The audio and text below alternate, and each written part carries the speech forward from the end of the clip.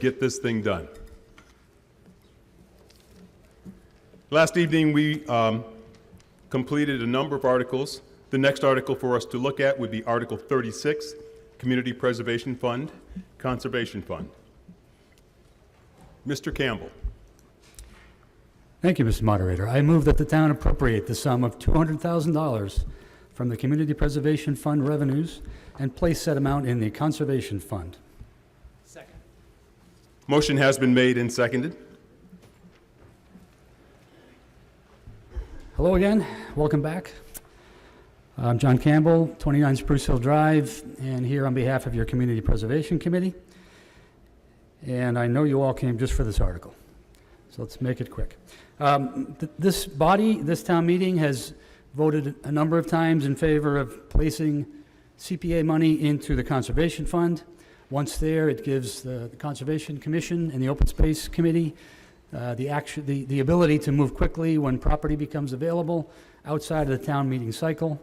But you must know that any expenditure of money or any money put to conservation efforts must meet the CPA guidelines just the same.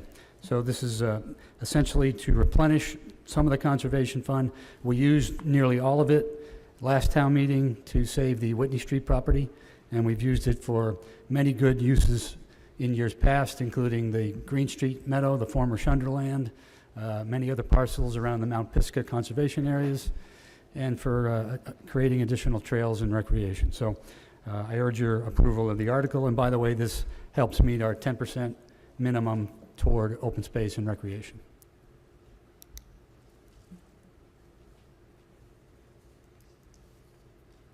Thank you. May I hear from the Appropriations Committee on Article 36, please? The Appropriations Committee voted in the majority to recommend approval of Article 36. And may I hear from Financial Planning, please? Mr. Moderator, the Financial Planning Committee, by a majority, recommends approval as Article 36. Thank you. Any discussion or debate on Article 36? Mike Shaka, 120 Maynard Street. Question for the appropriations and the finance. Can we get some insight on what the dissenter's rationale was? I don't recall. What was he? I do not recall. Okay. There was one dissenter, 5 for, 1 against. So that dissenter's not here this evening? I don't recall who that person was. Okay. Yeah, I'm Saka. We can't remember the details of it. It was not a significant objection, and a particular reason. It was one of the members voted against it. Okay. All right. So I guess my concern on this is that, you know, we have a history as a town of taking monies from this fund and making acquisitions that don't always have a purpose or a vision. There's no necessarily defined intent, and it's just kind of, you know, we buy it and we have it, and it's, you know, you stick it in a corner, and then we have to come back and we have to replenish the funds that we spent, you know, in some cases willy-nilly.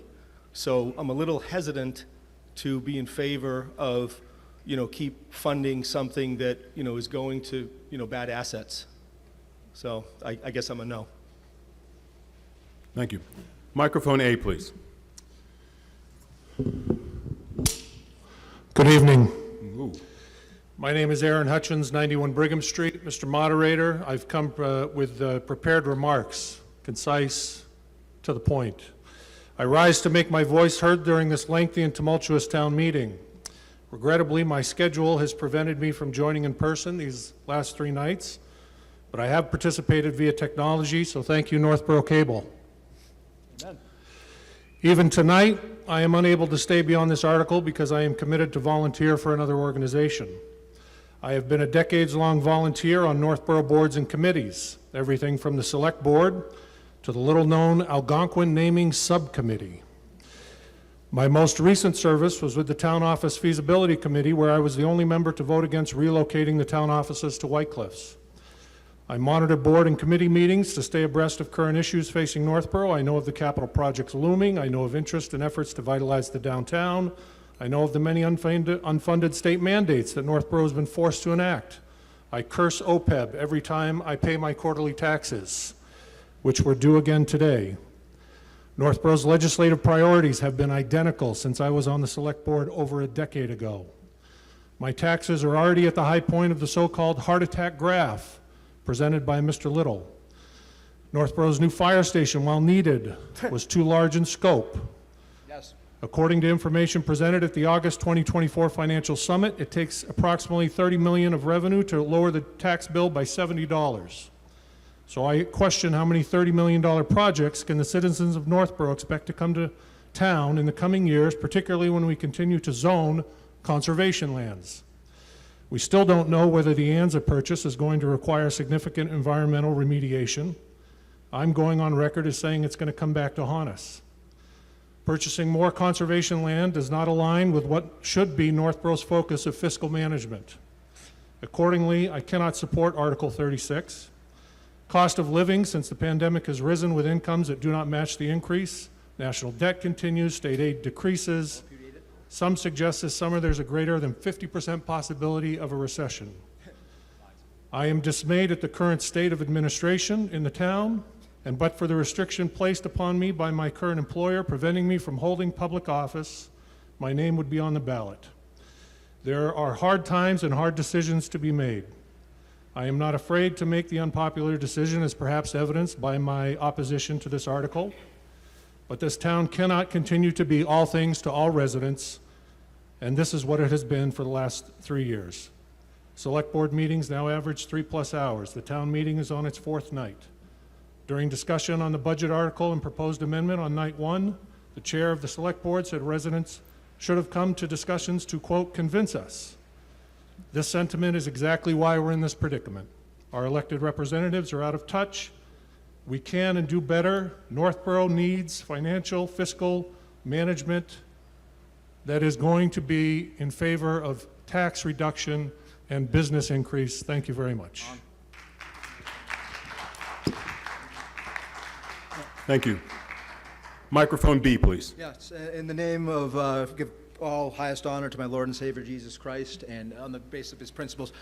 Listen, this is once again a matter of values, right? Which is not a measure of some arbitrary mathematical equation, as of course defined by the erroneous, the taxes, the financial mechanisms used on the question 47 yesterday. His illustrious Royal Majesty and Associates, see, the problem is that they put $47 million into a fire station, which is completely unnecessary, right? Okay? But they give us $200,000 for open space is good. We need more open space. We need more trees. We need more buildings. Okay? We need more construction. We need more labor. Okay? We could increase the population of Northborough. Okay, with, yes, sound financial management. What that means, okay, is getting rid of these C-suite distant executives and Goldman Sachs and all these people, get rid of them and have a localized financial system, okay, that can finance construction projects, moving in laborers, having more, we need less administrators, we need more laborers in town to build things. There's ways you can build like small microstructures with local resources with very little capital investment. See, the issue is we need to take all the money and put it into building like a works progress administration with actual laborers, okay, and also getting rid of all these clerical jobs, just measuring and calculating figures, okay, it's all nonsense, okay, we need to, so anything involving buying public assets, having town-owned properties, building more housing, okay, more open space, we've put a plan forward for it. Yes, see, if we were in charge of town, okay, the taxes would completely decrease, okay, but we would increase the welfare, we would have more government services, we wouldn't be spending on a military operation, which is the fire station, for $47 million, and it's going to be like $70 or $80 million. But this is a set of priorities that you have all this money for spying and defense, but yeah, $200,000 for open space. I say change the paradigm. I say you put all the money in preservation, real education, and you put money in building things and constructing things, and not financial measurement, bogus math, and financial schemes, which are all notational values. The economy is physical. It is not illusory and mathematical. So that's what I have to say about that. So obviously I approve all these articles. If we were administrators in the towns, we would cut all your taxes unbelievably, and we would just focus on putting trees, and we would just build buildings everywhere. And we just have small You have microstructures. 15 seconds. And we say down with Wall Street and down with the banks and down with usury, all interest on loans. And we'll explain to you about that. Point of order. To the microphone, please.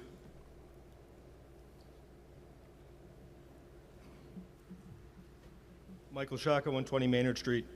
As governed by Robert's Rule, Mr.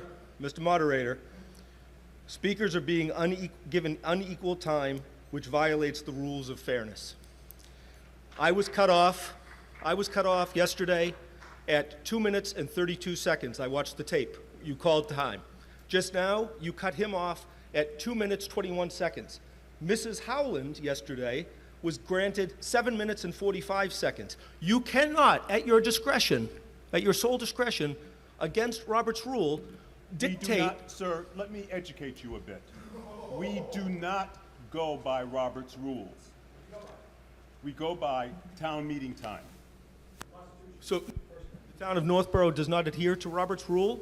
Most municipalities in this Commonwealth do not.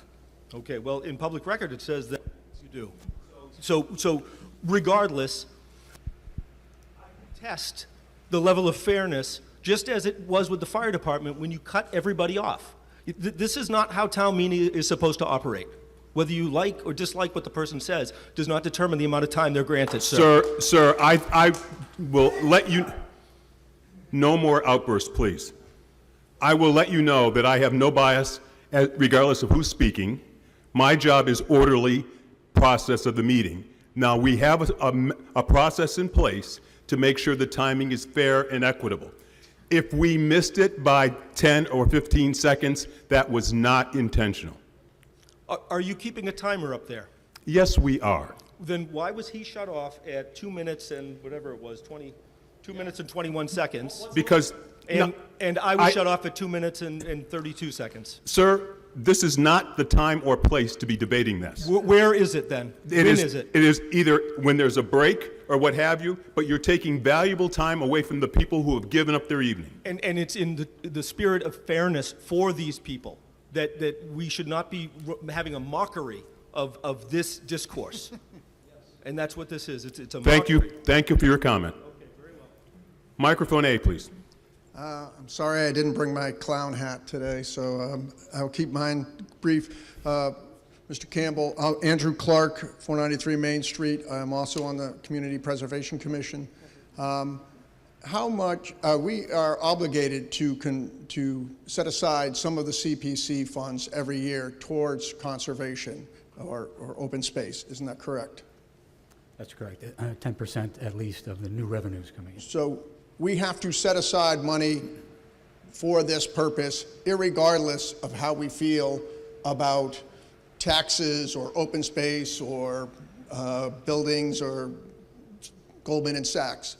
So the next point is, I'm sorry, but the town on every year, or the purpose of one of the main objectives of the community preservation when it was established was the preservation of open space.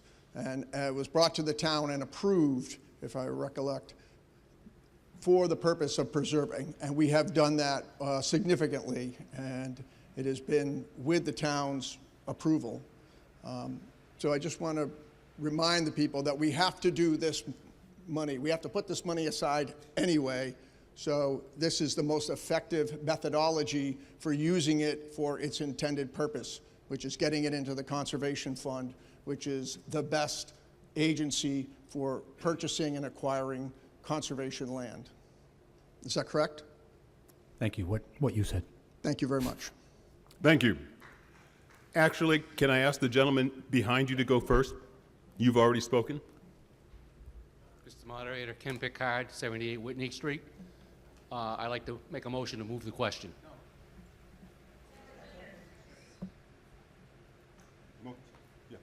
Motion has been made to move the question. I will ask you, sir, do you have something that's very pertinent to this particular article? No, I think that, I want to know, does the Constitution of the United States, freedom of speech takes priority over That time has- optimization? that does not Yes, it have- does, because you're worshiping money No, as a it- religion. that Freedom of doesn't- speech is the First Amendment. Thank you. Not business. Freedom of speech. Thank you, Mike. So we have on the floor a motion to move the question. And we've done that a couple of times this week, so I think people know the process as far as what's going on. We will vote on moving the question first. And once we do that, oh, by the way, that's a two-thirds majority vote. And once we do that, depending on what the decision is on the motion to move the question, we will go back to Article 36 and in one way or another. The voting is now open. Remember, if you haven't pushed your button at all tonight, you may have to vote twice to get the thing started.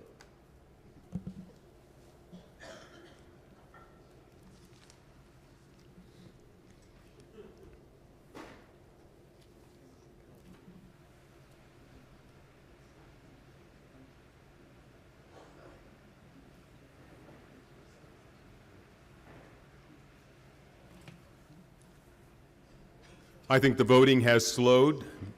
Let's take a look at the results. And the motion to move the question passes by the required two-thirds vote. So we move back to Article 36. And we have the slide up for that now. It's a majority vote, and the voting is open.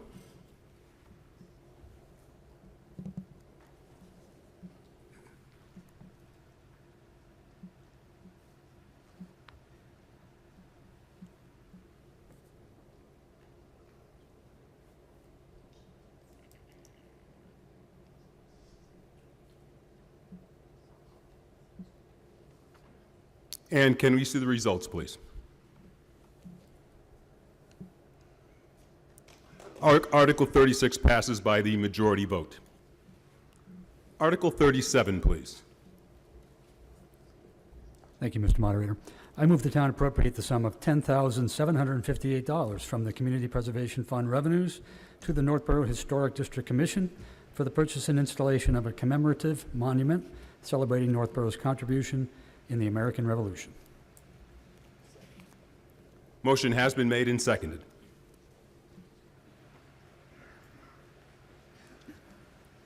Okay, let's see how this one goes.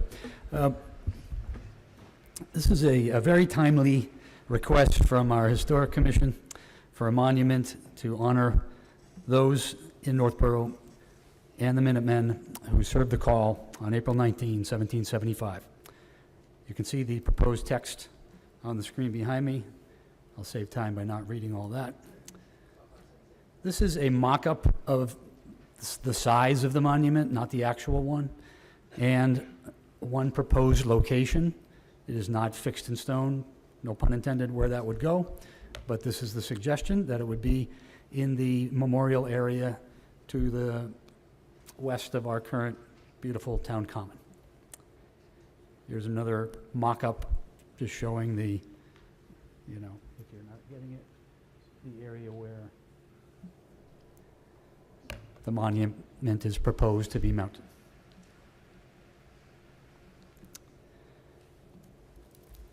That is it. Thank you. Any questions, discussion on Article 37, please?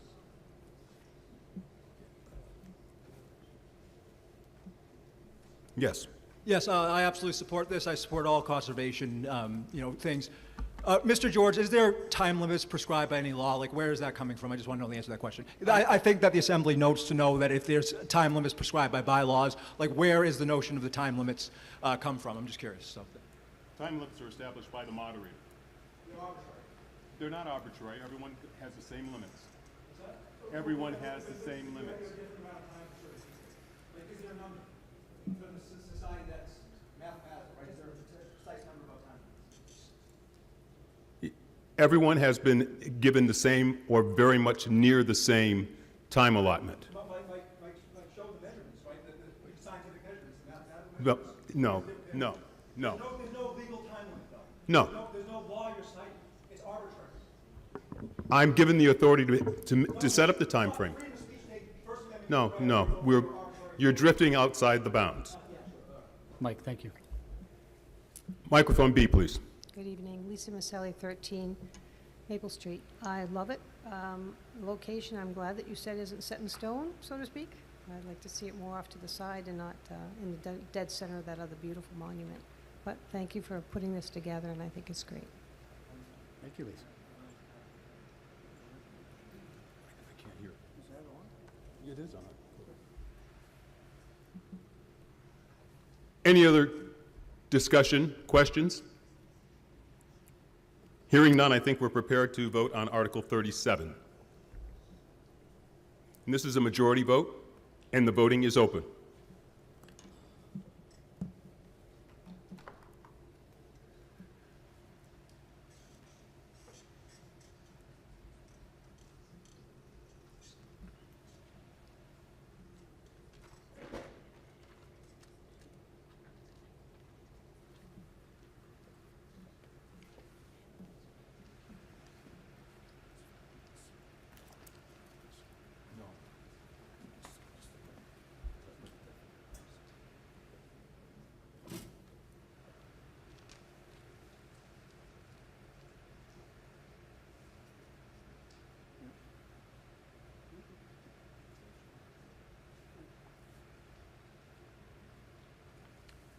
Looks like we have completed the voting.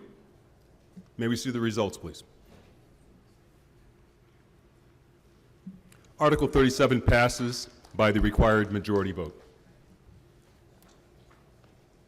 Article 38, please. Mr. Moderator, I move the town appropriate the sum of $93,940 from the Community Preservation Fund revenues to the Northborough Planning Department for design, bid preparation, and construction administration services related to the careful removal of the non-historic 1960s additions to the White Cliffs Mansion and the installation of temporary watertight infill at impacted locations. Motion has been made and seconded.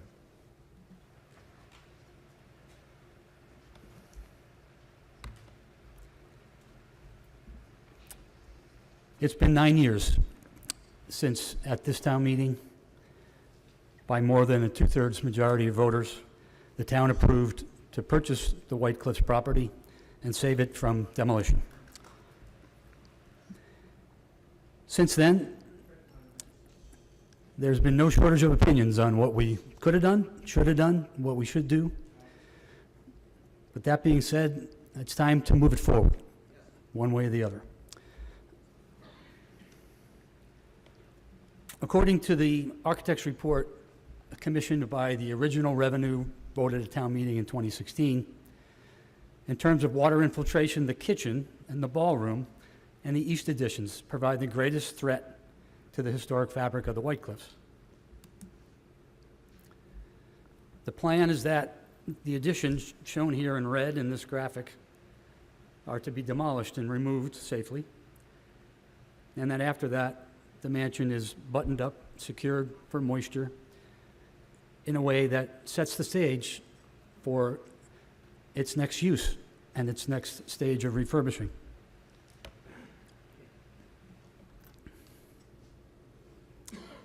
This will eliminate the major source of mold and mildew that is deteriorating the property,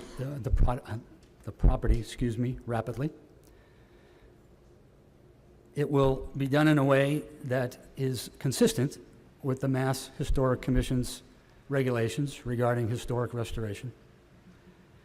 It makes a lot more sense to think of using White Cliffs and to possibly partnering with someone to use White Cliffs with a smaller footprint that is primarily the main mansion. And as I said, this article and the effort is the first stage to propel the restoration, prepare the mansion for reuse, whether it be sold, leased, or maintained by the town. At this point, the voters said we should buy it. They said we should save it. Once again, everyone has different opinions, but at this point, it's a town property that we have to prepare to preserve and prepare to find the next step on. We urge your approval of this article so that we can have the resources in place for the engineering study that would be required for the next phase. The next phase could be the demolition, or it could be partnering with someone who will help us with that. One way or the other, this sets the stage for that. If we have to come back at next town meeting and talk about expenses for the demolition, I should tell you that the Community Preservation Commission has planned for this since the time it recommended buying White Cliffs. There are the resources in place, such as I spoke about last night, where we get over $800,000 in new revenue every year. The state matches that on average 35% year over year. And we have reserves as well. So we have the resources within CPA to continue to afford to do this, and that was the argument we made then, and it holds now.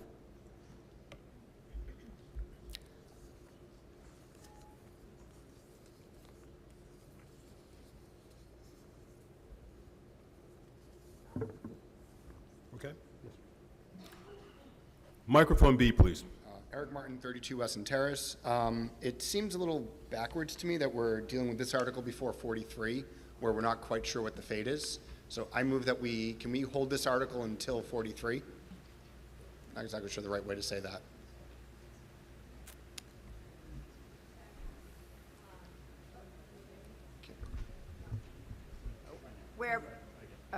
Okay, we're passing over Article 43.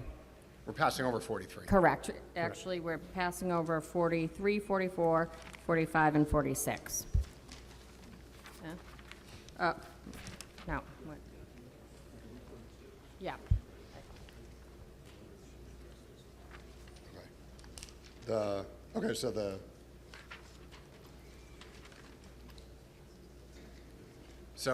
My main concern is without knowing, I mean, while I understand this is a good step, if we're selling this, when you go to sell your house, you don't fix up the floors and everything else for the next person. It's you don't put the money in that you wouldn't do before your thing. So it just seems a little, and there might be reasons why that I'm not understanding. Obviously, my house does not compare to town-owned property. Could I take your analogy a little further? Yeah, please. If you were selling your house and you knew it wouldn't pass inspection and would be deemed unsafe, you wouldn't sell it. So there is a certain logic in this that the building needs to be prepared for the next phase, whether the town uses it, whether it's sold, whether it's leased. And we need to start taking action down that path because it's deteriorating rapidly and it'll be worth nothing at all. This step was recommended before, as I said in the beginning. Should we have done this long ago? Yeah. But the time is now. By giving the authorization here, once again, we're using CPA reserves and money. It doesn't take anything away from the other initiatives that you're voting on in town, any other cash sources, free cash. Doesn't raise the taxes any more than we're already talking about from your property surcharge. But by taking this step now, we give the town the means to move down that path. If during that time there's a proposal for a new partner that we hope may come soon, this is in place, it can be negotiated, can be used as a tool to negotiate. We'll do this part, you pay for the demolition, or we pay for X and you move it on. It's probably the way it's going to go, one way or the other, if we are to lease or sale the property. So this does not commit us one way or the other, but it's really a matter of taking care of the property that we do own at the moment. So just thank you for that clarification. So just to say it a different way, what we're just trying to do is basically stop the bleeding, right? We're just trying to keep it from deteriorating any further, is what you're saying. That's a fair analogy, yes. And this is a required thing to keep it from deteriorating further. Correct. And I'm not to be unclear. This won't pay for all of the work to do that. There has to be a massive amount of preparation and pre-engineering. Even though you're not building it up, you have to take away a lot of material and do it in a safe manner, meet regulations, not make it worse. So there will be a phase two. We don't have a dollar figure at the moment for what that may cost, but this is step one. Thank you. Thank you. Thank you. Microphone A, please. Excuse me, Leslie Harrison, 28 Moore Lane. I'm on the Open Space Committee, Community Preservation Committee, and Historic. John, don't we also need to do this in order to have the preservation restriction? Since we use CPA funds for the building, it's required, correct? This article does not address it, but you're right in that when we bought the building with CPA revenue, and this will come up again in the next articles, we automatically placed a historic restriction on the property. It's required by any asset that you buy with CPA funds, land or buildings, for instance. So whenever we preserve land, it gets a conservation restriction, so it's not built on in perpetuity. Same would go here. This must maintain a historic nature, you know, in accordance to regulations. And with those two additions, it does not qualify, correct? The additions have to be removed in order to have that. Is that not true? I don't know that I can answer that Okay. fully, whether it's, whether we would need to remove it or not to make it historic. We only know that those pieces are not historic and therefore don't need to be restored, and they're not worth restoring.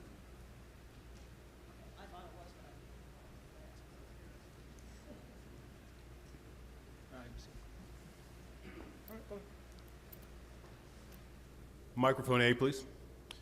Norm Corbin, 35 Whitney Street. For those who don't know it, I've been involved with White Cliffs for pushing 11 years now.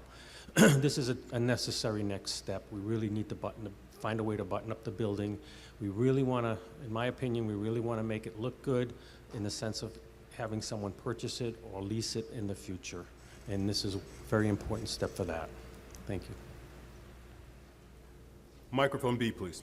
Yeah, I have no idea why we're just tearing down things in accordance with what regulations instead of just putting that money, instead of doing a feasibility study. Again, for the millionth time, the problem with deference to experts and all these specialists coming in, doing their studies, and nothing ever gets done. Why can't you hire people to just start renovating? This building will last forever. It's not going to deteriorate. This is once again the problem of using arbitrary notational values, future values, and blah, blah, blah. All financial fraud. You can hire somebody to go in there and make this beautiful building. People can live in here right now. I don't know what regulations are preventing you from having people. Oh, because it's all fraud. It is fraud. And good job on Mitch for purchasing this property. You can renovate this beautiful building right now. So why do you need to tear down things? Why can't you put that money to building things up? Why do you have to build a new fire station when you can renovate this beautiful building? What regulations are preventing you from doing so? And if so, I'll go through every single one and I'll figure out the solution to this. But it's ridiculous that we tear down things instead of building things up. That beautiful space that can be used, and we put all our financial assets into, you know, bogus funds and you know, all these statistical specialists, useless technology that decays during planned obsolescence. But you can't renovate a building. You take years and years and years when there's people who need housing and people who need things. It's absolutely erroneous. But Mr. Campbell, you know, you are a great man though, and you're trying your best. But the notion of instead of destroying, it's, you know, of mold, blah, blah, blah. Go in there and just fix up this beautiful building. Have volunteers do it. We don't need experts or professionals. They don't care. They just want to make money off the stuff. They don't care about renovating stuff, but all you people think about is money, money, money. There's physical labor everywhere. Okay? Let's think outside the box. Okay? Let's stop using these notational values. They're all arbitrary and illusory. Thank you, Mike. Any other discussion, questions on Article 30? Sorry, I flipped my page. On Article 38. Hearing none, this is what we're voting on, and it is a simple majority vote. The voting is open.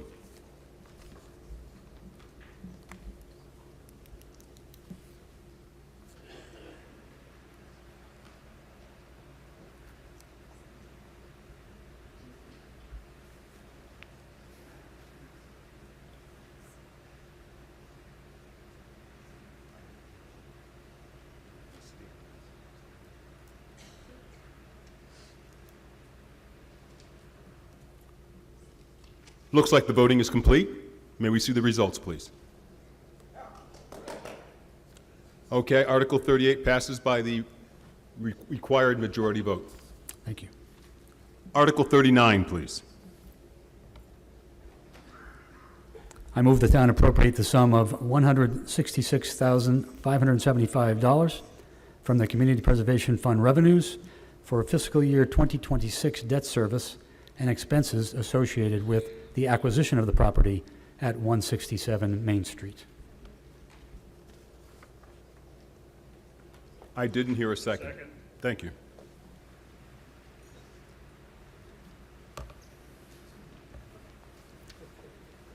So as a reminder, when we bought the property in 2016, a portion needed to be funded by borrowing, but we did it through borrowing against CPA revenues. so it did not affect any other debt service or limits in town. It's been very affordable. As I mentioned before, every year we've had plenty of new revenue and reserves to not only pay this bond, but do many, many other great projects. This is the 8th payment. There'll be only 2 more, so the loan's almost paid up, if you will, for the building that, as I said, we own it.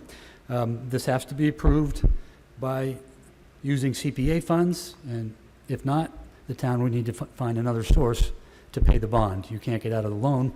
So again, CPA revenues make this affordable for us. Thank you. Any questions, any discussion about Article 38? Hearing none, let's look.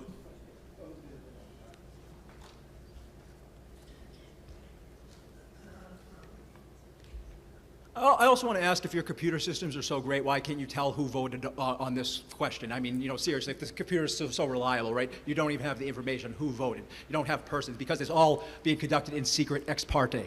And I just more things. But I support all these community all these notions of debt service and all these contracts and stuff like that. They are all nothing but fraud, fraud, fraud, and I will repudiate all debts entirely. Tell Wall Street to go pound sand.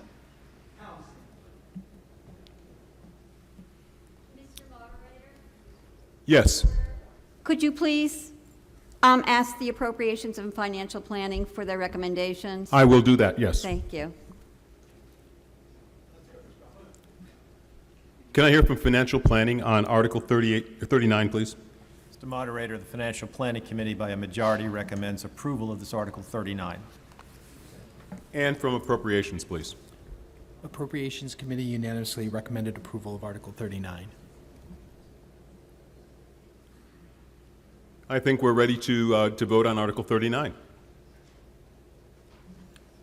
It's a majority vote, and the voting is open.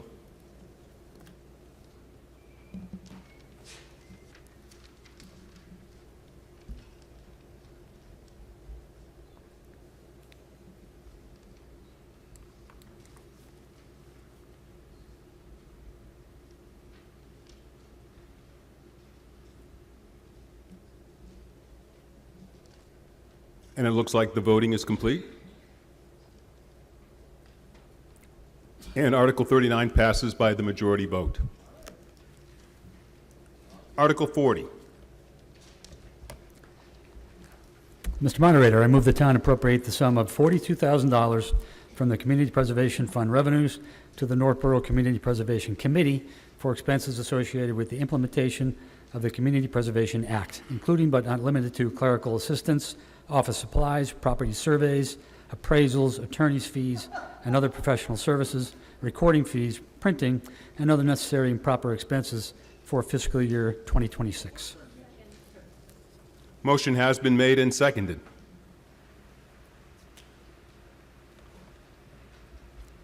So in the CPA legislation, we're allowed to allocate up to 5% of the projected new revenue every year to cover expenses that may be needed. And these are for things to do the business of the committee.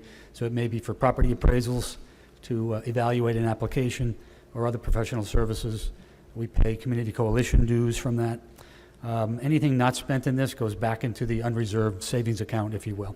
So we tend to ask for the full 5% each year, just to give us that buffer in case it's needed for some project that comes up. Thank you. Any questions, any discussion about Article 40? I wonder if that tax fraud with St. Cobain, which they're going to give the town a very, very tiny little, devote a little bit to charity, just a tiny bit. Okay, take all the future tax revenue. Hear me out. All that money, and they're probably putting it in the fire station and paying all that money for the fire station, their own police protection and stuff like that, and giving these people peanuts. Due to that contract with St. Cobain, doing the fraudulent contracts with some C-suite executives, and who's responsible for that? Want to sell this town out to some C-suite executives and Sir, you need to stay within the boundaries of the particular article. Thank you. Any other questions or discussion? Hearing none, are we prepared to vote on Article 40? Yes, we are. Once again, a majority vote, and the voting is open.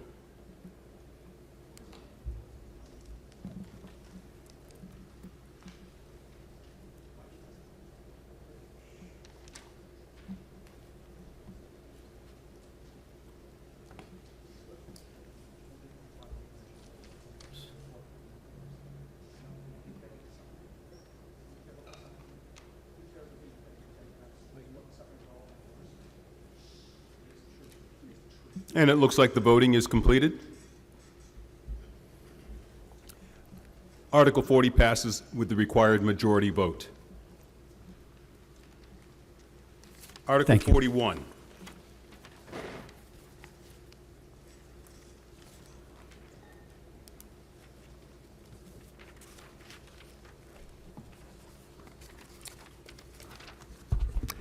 Mr. Moderator, I move that the town vote to appropriate the sum of $15,000 for use by the Northborough Historical Commission to support the commemoration of the 250th anniversary of Northborough's role in the Revolutionary War, to be transferred from free cash to be available for expenditure in FY 2025. Motion has been made and seconded.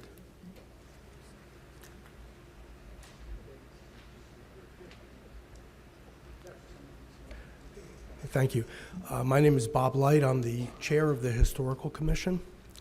We are now in the semi-quincentennial portion of the American Revolution, which is a fancy way of saying the 250th anniversary of events leading up to and during the Revolution.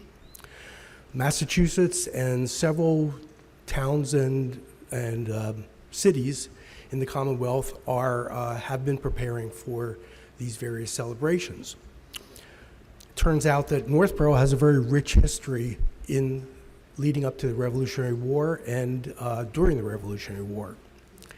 And there's a long list, but I just want to cover some key highlights. Northborough actually had its own Tea Party 2 months after the Boston Tea Party, where an unfortunate tea merchant was passing through town, was set upon by Northborough residents, and his tea was burned in protest of the Tea Act. About a year later, Northborough voted to equip a company of Minutemen, and there was 50 Minutemen that on April 19th, 1775, heard the fighting in Lexington and marched on to Concord and Cambridge to surround Boston and participate in the ultimate evacuation of Boston. 2 months later, they actually went on and fought at the Battle of Bunker Hill. One big event happened the following year, June 3rd, 1776. The town of Northborough actually voted for independence if that was to be the decision of the Continental Congress. This was 1 month before July 4th, 1776. So because of all this and other rich history of our contribution to the American Revolution, Northborough Revolution 250 Committee was formed about a year and a half ago at the end of 2023. It was formed from several town commissions and committees as well as nonprofits. For the town commissions, we have the Historical Commission, a representation, we have Cultural Council, Community Affairs, and Cable Access TV. For nonprofits, we have the Northborough Historical Society, the American Legion Post, and the Garden Club. Obviously, our main objective is to commemorate the 250th anniversary of town events leading to the Revolution, but it also is to promote historic education of the town and also to promote civic pride, the pride that we should all have in our contribution to the Revolution. We've had a busy year this year. The funding for thus far has been primarily through ARPA funds. We also have some funds from the Historical Commission and the Historical Society, as well as thousands of hours of volunteer work. We've produced to date 5 videos and we probably are in production for another 10 or 12 more. We are currently having the Witness House photo display, which is currently ongoing at the library. This Witness House is basically a house that existed, that is existing today, that was around during the Revolution or before. And this Saturday, we have our Minutemen departure event at Town Common. I'm hoping you all can attend. We will have a reenactment of the departure of the Minutemen on April 19th to Concord. And this will feature singing and reenactments and speeches by our own Reverend Whitney and our own Captain Wood, who is the leader of the Minutemen. We are also doing outreach to K-8 schools, Algonquin, and Asmid Valley High Schools. So the funding request for fiscal year 2026 is to commemorate some of the major activities that happened in 1776. I might add that most other states are doing most of their celebrations around the 250th anniversary of the July 4th. So we are planning, of course, an Apple Fest parade with a Revolutionary War monument dedication. In December of 2026 will be the anniversary of the Knox train passing through Northborough. We will be coordinating with Worcester and some of the other Knox Trail towns in the area. And then the big event that we're scheduled is the event commemorating the June 3rd, 1776 Declaration of Independence by the town of Northborough.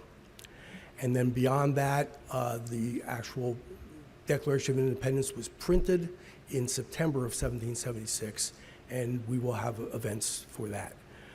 So this would be the appropriation, which this is a one-time appropriation. We're not going to be asking for any more funding. This will take us through the end of all of the anticipated events that we're planning. And if I can end it, I would like to say that about 250 years ago, next year, the town of Northborough met in a town meeting, probably not unlike this meeting. And what they said was, if it be the mind of this town to be independent of Great Britain, in case the Continental Congress think proper, and we are ready with our lives and fortunes, if Providence called to defend the same. And this passed in the affirmative. Thank you. Any questions?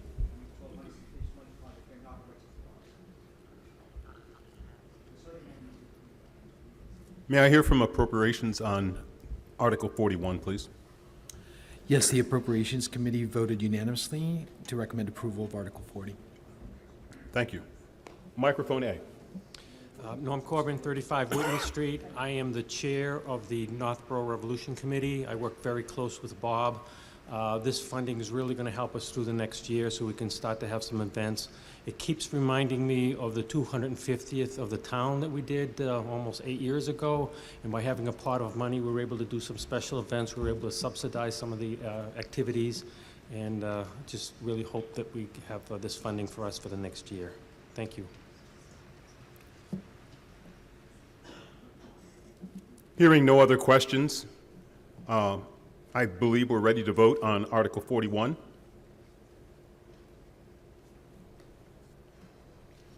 Again, this is a majority vote, and the voting is open.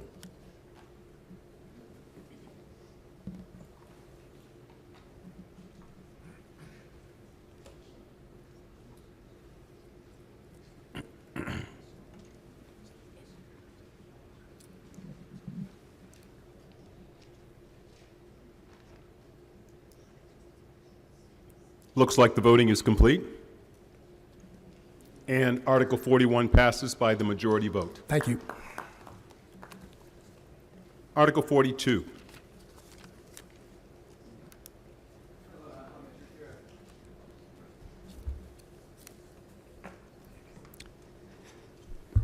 Mr. Moderator, I move that the town vote to transfer the care, custody, control, and management of the property located at 167 Main Street and 0 Main Street, commonly known as White Cliffs, as described in the quitclaim deed recorded with the Worcester South District Registry of Deeds, and Book 57796, page 339, Assessor's Parcel Map 53, Lot 73, and Map 53, Lot 155, from the officer or board currently having care, custody, control, and management thereof, to the Select Board for general municipal purposes and for the purposes of conveyance. Furthermore, I move to authorize the Select Board to convey said property by deed and fee, lease, or other means, subject to a perpetual historical preservation restriction in accordance with Chapter 184, Section 31 to 33, and on such terms and conditions as the Select Board deems in the best interest of the town.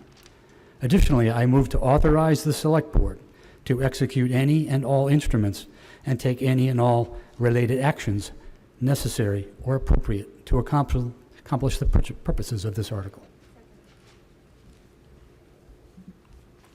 I heard a second. Was that a second? Yeah. Motion has been made and seconded.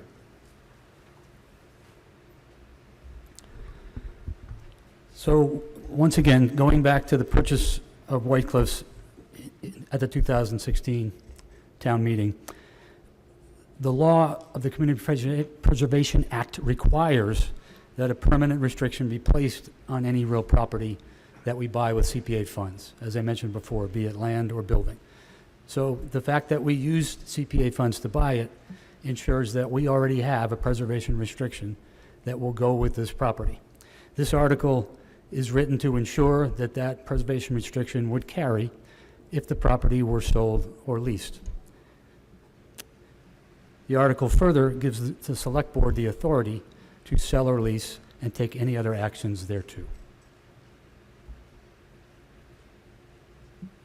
Thank you.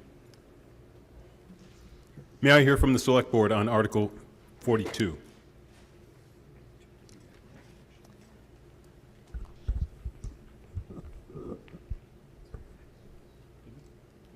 The Select Board unanimously recommends approval of this article.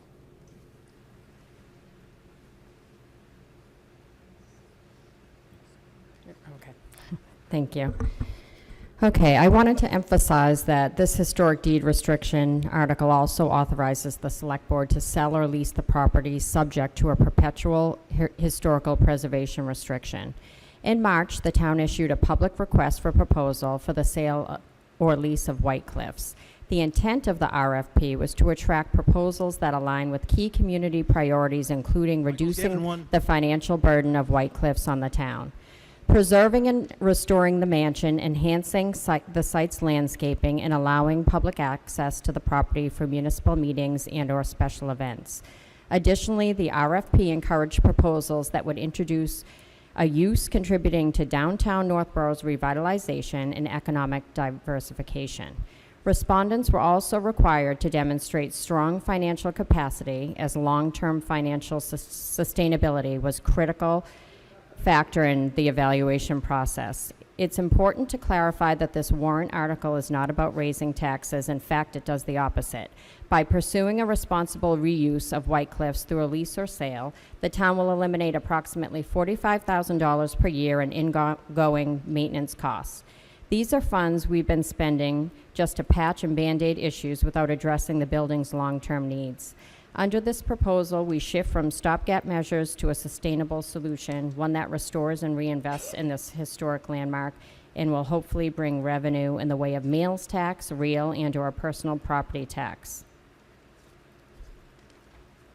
In 2016, voters overwhelmingly supported preserving White Cliffs.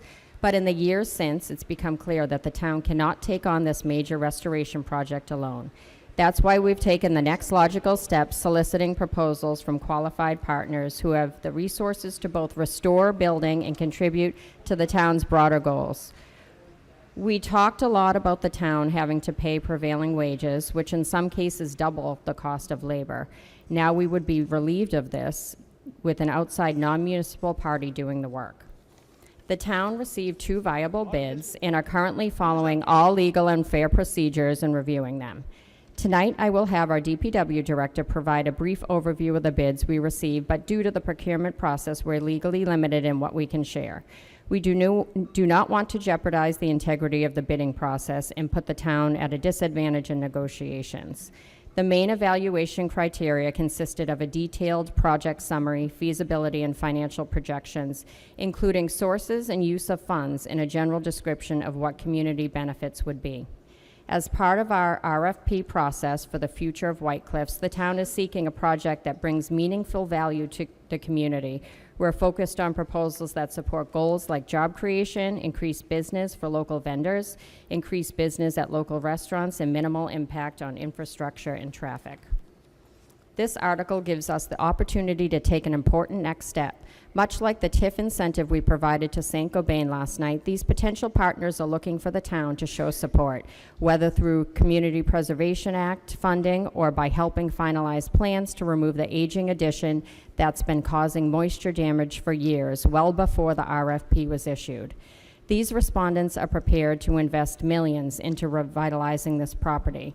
With that level of commitment, I believe it's in our best interest to support them however we can, through CPC reserves or even short-term relief in meal or personal property taxes, so that together we can make this project a success for the entire community. Delaying this vote could slow the progress we've built so far.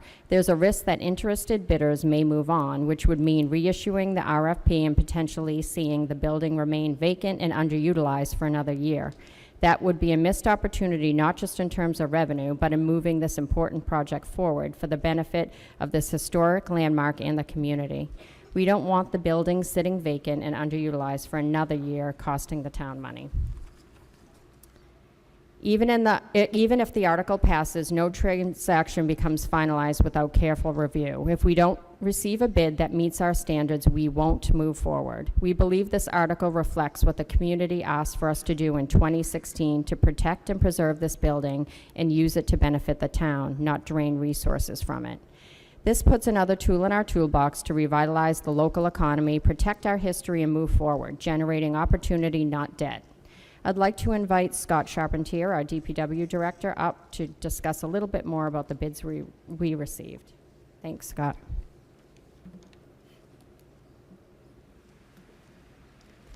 Thank you, Steph. Thank you, Steph. Scott Charpentier, Public Works Director. As our town administrator indicated, we issued an RFP, a request for proposals, for the disposition of this property. There's a 2-envelope process in accordance with Mass General Law for procurement. One envelope is the technical proposals. What are they going to do with the property? How do they want to do it? And the other one is the financial piece. Is their proposal financially viable? You don't open the second one until you've gone through the evaluation for the first one. So we received 2 proposals, one from Nikki's Gardens of Hope and a second one from Elegant Banquets LLC. The proposals have yet to be reviewed. The decision was to wait till after the election in order for the new elected officials to be in place so that a reviewing committee can be put together, make the recommendations, and determine what is the preferred proposal, at which point the second envelopes could be opened and reviewed. I'll give you a real quick bio on what each of them included. Again, they haven't been reviewed for their advantageousness for the community, but generally here's what the uses are proposed. Nikki's Gardens of Hope, they're proposing to restore the existing building, convert it over to a pub and event center on the first floor, and on the second floor to have offices. They're proposing on the first floor also to have a cafe and a gift shop featuring local artists and wares from local vendors. They're proposing to build a new structure adjacent to the mansion. That'll be for an adult residence, a supportive adult residence for those with disabilities and autism and the like. Please, no more outbursts. They'll be adding Okay. public trails and gardens to the property for the community to enjoy and utilize. And they're also proposing a shuttle van service for the adult residents of the property, as well as for the overall community, including the schools, local downtown areas. Elegant Banquets LLC is proposing to demolish the additions, restore the historic mansion as Nikki's Gardens will. They're going to build a new ballroom to hold functions and events, seating capacity of somewhere between 250 and 300 people. This would not be their first endeavor in this effort. The first floor would have be restored of the historic mansion. There'll be a room dedicated to reflecting the history of the property.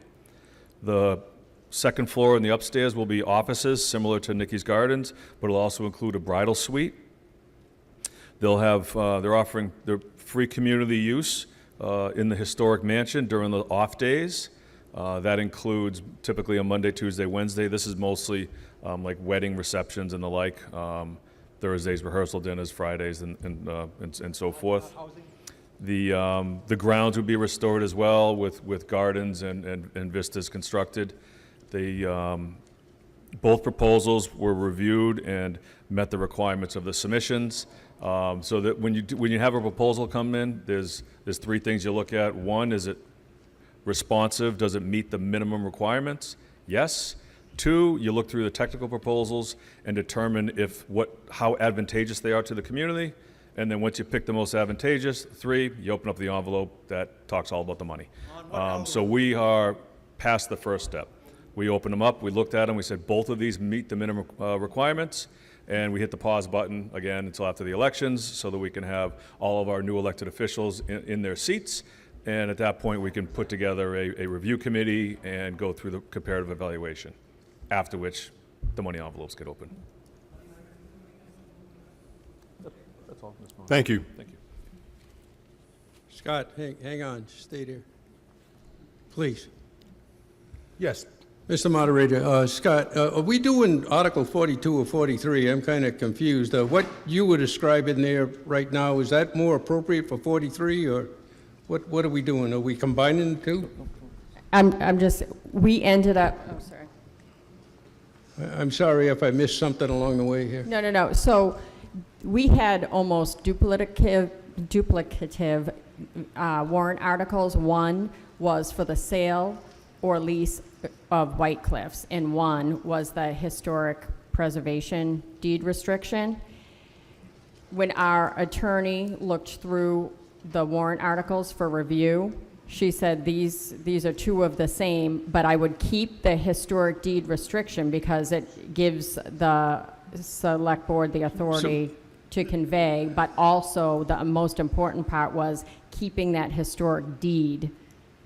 All right, Hans, but, okay, so we're just, on Article 42, we just want to do the deed restriction.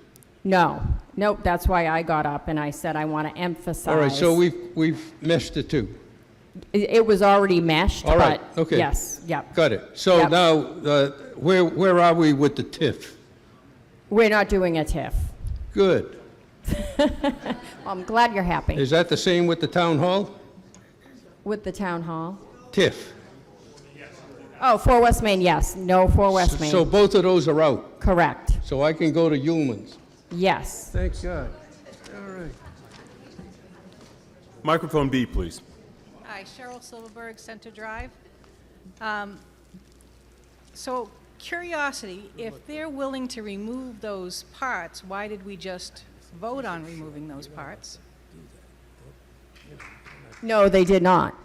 They did not. And that's what I just stated. I said they're going to need help. These, for us to do the restoration, would cost with prevailing wages, as we've been going over and But what over. Scott just said was that they would, using it, didn't you just say that they would be removing what we just voted on removing? The Elegant Banquets LLC indicated in their technical proposal that the mansion would be restored and the additions would be removed. We don't know what the financial components are in the second envelope. They may have certain requirements that the town has to participate in order for their pro forma to be viable. The last RFP that was put out for White Cliffs, one of the respondents was requesting a substantial investment under CPA to support that. We don't know what they're looking for the town until we open up the second envelope. So if you open up the second envelope and they're willing to remove them on their own, does that mean the money goes back to the town that we just voted on spending? I would certainly recommend to the CPC that those funds not be utilized for the design services if the selected respondent indicates that they are going to do the design and demolition. Okay, second question is, do we have a minimum that the town is agreeing on to sell these buildings, or sell this building, or lease it? No. But we're giving permission to the board to just decide, we can sell it for 100,000, we can sell it for 5, we can sell it for 1.7. There's no minimum for the town to say, all right, at least we know we're recouping something? Correct. There is no minimum. And my last question is, would it come back, even though we're giving permission to the board, would it come back to the town to vote on whether or not we want to accept or reject the proposal? Because I certainly don't want to sell White Cliffs after the money we've invested for, say, $50,000. I want to be able to say, no, the sale should not go through. Is that going to come back to us to be able to answer that? There's, we don't know if it's a sale or a lease. So the RFP that went out on the street included either sale or lease proposals. In reviewing the minimum criteria, it wasn't identified. One of them had identification that it was they were seeking a lease. And one was a partnership, but we don't have the financial components of that opened up. So you go through the RFP, you do the comparative evaluation criteria, you bring them in for interviews. Very similar, the same process that we did in the original RFP, where we had 2 respondents. One was affordable housing, and the second one was a different type of containers coming in and making mini spaces. And we brought them both in for interviews. That's when questions are answered. I would assume in their financial envelopes, they indicate purchase price, proposed lease value, and those types of things. And any additional questions would be asked in open meeting during the interview process, just like it was in the first time around. All right, but so when it comes down to the actual lease or sale, how much say do we, the people, have compared to the 5 or 6 people on the board? It would be done in open meeting, and I would expect anybody who's here and interested in the disposition of the property to also participate in that open meeting to let the elected officials know what your Yeah, but thoughts are. what I'm saying is, say there's 15 of us that come to the meeting and we say, no, we don't think that's enough money. That doesn't mean that they have to turn around and say, okay, we're not going to do it. They can easily turn around and say, well, it's in our control, so we're going to do it anyhow. So how does any control come back to the people if we vote to allow them to go forward and be the people that talk about what can and can't be done? That takes it out of our hands completely, correct? Mr. Moderator, that might be best answered by the Select Board. That might be best answered by the Select Board. If I could ask the chair to please respond. Sure. Understanding that I will no longer be on the Select I Board do. in another couple of weeks, I can tell you from experience from the first RFP round, the Select Board had a couple of meetings where we listened to the proponents. We listened for probably 2.5 hours to residents, and ultimately made the decision with that proposal to not move forward with it. I won't be on the board when this gets reviewed. I trust my fellow board members to pay close attention to what all town residents, including neighbors, think about the proposals and think about the impact. One thing I will try to convey is there should not be an expectation that we will receive our money back. The town spent $1.6 million to save the building. The building needs to be saved because town meeting said it needed to be saved. I would recommend not having any number in mind. In all likelihood, the town will not receive any significant amount of money by anybody either buying it or leasing it from us. It costs too much. It's going to cost too much money to revitalize the building and bring it up to code, let alone historic needs for anybody to do anything otherwise. So that's to set an expectation. The deed restriction is critical. It is up to this body whether town meeting wants to ask the Select Board to, complete the negotiation for a sale or lease. I will also say that there's a pretty good chance that any project will have to come back to town meeting anyway. It might need zoning changes. There might be some financial consideration that they want. For example, the prior project, as Scott mentioned, wanted some significant amount of money from CPC. If that was part of the equation, which we don't know yet, that would have to come back to town meeting.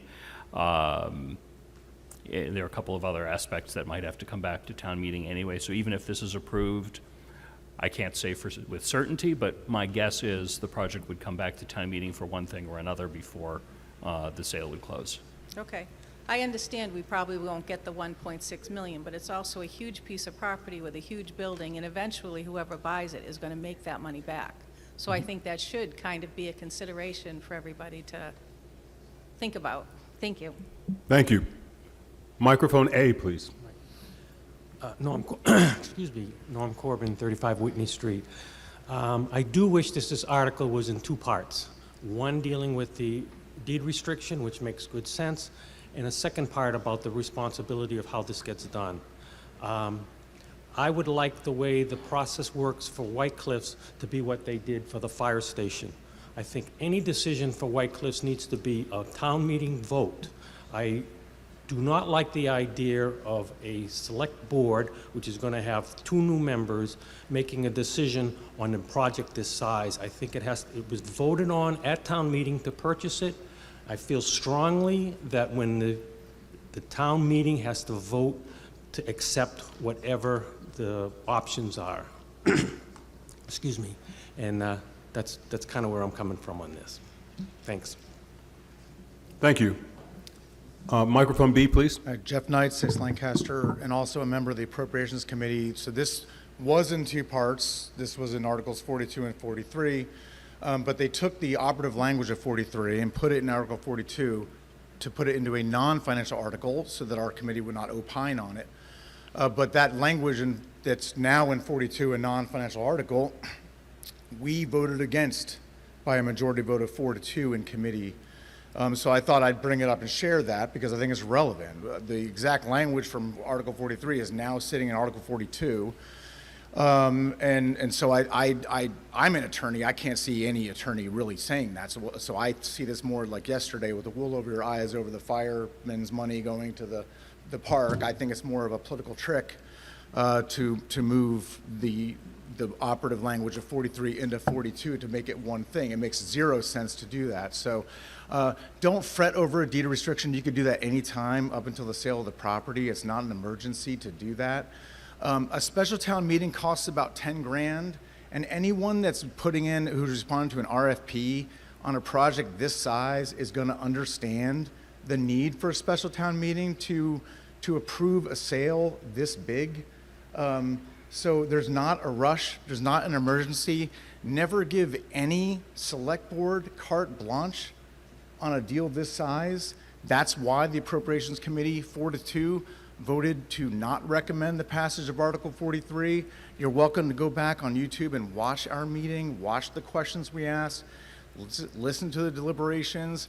I think this was a deliberate stunt to essentially take that recommendation out of town meeting so you don't hear it. So I highly recommend you never give carte blanche to the select board on something this important. Make them spend it's $10,000. Come back to town meeting, have a special town meeting, let them negotiate, get the deal, bring it here so you can hear it, get the facts, get the details, vote on it, and approve it and have it be done. Everyone in that room that night wants us to sell or lease White Cliffs, but you should never give up your voice to the select board because you saw last night what can happen, right? Thank you. Thank you. The chair of the select board would like to respond to the statements. Just as a little bit of background, Article 42, the historic deed restriction is the title. We recognized was not on here. We saw 43 was the sale. We knew we needed to do the historic deed restriction. That's why we inserted that in there just really it was the same day we executed the warrant about 3 weeks ago. It was not obvious to us that Article 42 also included the sale language. Speaking personally, the intent was to have them be 2 separate articles. It was discovered very, very recently that there was sale language in 42. So I wanted to provide that background. And if it you was look, definitely not if a you political look back, it says to, in both articles, give the right, the authority of the select board to convey in both articles. So that's, and I have my, the attorney's notes. What attorney? Just to prove it. Good. And just adding one detail, the select board did not offer any recommendation on Article 43 when we were reviewing them, which was the standalone sale article, which we'll be passing over after this one. Oh, okay, not the historic restriction. The historic deed restriction, Okay. we believe is necessary. Yeah.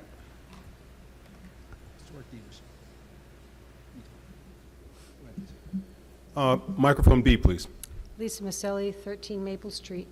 I was on the board when we talked about this and was not allowed to talk about it because I was deemed a sort of close abutter. I'm no longer Say that on the again, board, Ms. and Maselli, I I didn't can hear you. speak about it. And there's a lot of things that I'm concerned about. I have to echo what Norm Corbin said. I don't believe that the 5 people on the board should make the decision for this. I think it should be a town decision, and I've said that before. A couple of the things that happened during the meeting, and we just had a little list from the administrator saying that there was future considerations. The first one was to establish a focus group and to form the group to be able to get information and move forward with it. That didn't happen. Number 3, the disposition of the White Cliffs, and this is the legal part, was a topic of discussion during November 2nd of the Preservation Act with Stuart Saganor, who's the executive director of the Community Preservation Coalition. For the sale of the property to proceed, strict legal and procedural requirements as outlined in Mass General Law 184, Section 32, must be followed, and these include a sale at fair market value. The property must be sold at the price that is reflected in fair market value, ensuring compliance with CPA guidelines. Approval by the Massachusetts Historic Commission. Any potential sale must receive approval from Massachusetts Historical Commission to ensure the historical preservation standards are upheld. And proceeds to CPA funds. All proceeds from the sale must be deposited back into the CPA fund, which supports the project and preserves historic resources, creative affordable housing and development recreation. Now, we are looking at a lease for a very small amount of money and for a very long period of time, or we're looking to sell outright, which means that you would have to pay back the amount of money that was given from CPA. Absolutely. So that money would then come, again, from where? Would it come from the person who's leasing it? Would it come from the person who's buying it, or would it come from the taxpayer? That would be negotiated upon where. Behind closed doors? That would be negotiated at the time. Whether or not it's a lease or a sale, we would look into it at that point in time. All right. So, again, it's not something I'm comfortable with. I don't think that we should be putting everything from this article onto that, whatever it is we decide later. I think we're a little early on this, and I'd like to see this held until such time as all of these discussions can be had. We never had a display for the population to see what options there might be and what you could do with it, which we had actually paid for. The DVBW architects were supposed to do that in 2019. Didn't happen. Yeah. And then we go into the fact that we're not sure what's going to happen up there. We're not sure, we don't even know what the language of the deed restriction is. I don't think you should come before us without the language, because we should know in advance, far before anybody who would take any possession of the property. So that has to be done. And with the things that are happening, and the fact is that I know we might have an opportunity, but what is the opportunity? And I don't feel that we should be putting ourselves into those positions of a 40-year lease. I think that's way too long. We did that with 4 West Main Street, and it did not turn out well. So it is my recommendation to either vote no on this or pass over this article. I'm Thank you. sorry, your time is up. I was next, Mr. George. So let's go in order. Microphone A. Thank you. What is the officer board currently having care, custody, control, and management thereof of the select board for general municipal purposes and purpose of conveyance? Please tell me the name of that. And your computer systems, if they're so good, should be able to tell you I did not understand a word that you said. Yeah. We have Okay, terrible. let acoustics. me read it slowly like you, Mr. George, because you are a good speaker, by the way, and I do mean that. From the officer board currently having care, custody, control, and management thereof, to the select board for general municipal purposes and for the purposes of conveyance. Now, who is the officer board currently having care, custody, and control and management? Can somebody answer that question? The select board already has custody control of White Cliffs. So the select board is transferring it to who? It's language that was provided by council as Your to how you... your AI council? Yeah, exactly, Mitch. No, Okay. we have real human beings. That's enough, okay? Over here. Mr. Moderator, I can make a motion to move the question. Motion has been made and seconded.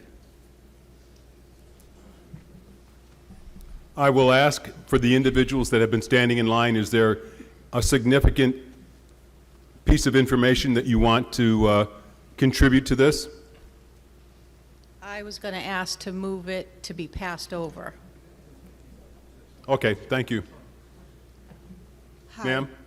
Hi, I don't know if you can hear me. This is so tall. Jennifer Tolman, 203 West Main Street. I have a copy of the deed from the registry and the motion Article 42 from the annual town meeting of April 25th, 2016. I just want to make sure that, like, legally this versus that, That's all I wanted to say. I would say that that's something that we could do as a sidebar at the time, because we can't do anything about that, the changes. I know, but I think the language of this original, the OG, is different than the language of that. So I don't know if that would become a problem. The deed Thank you. with the language is different than what that says. Understood, but I just want to vote on this. I don't know if we're voting in conflict of what was approved in 2016.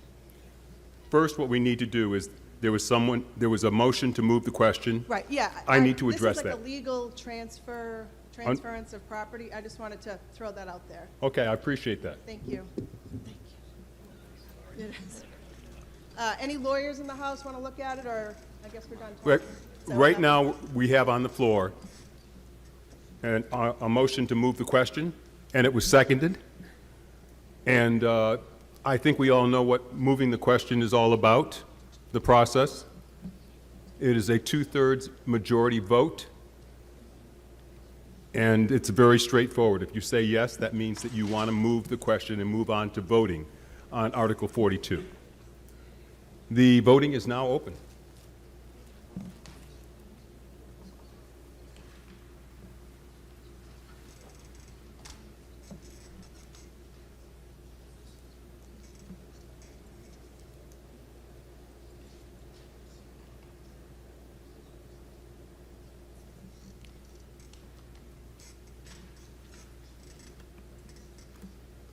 And it looks like we have slowed down to a non-existent crawl.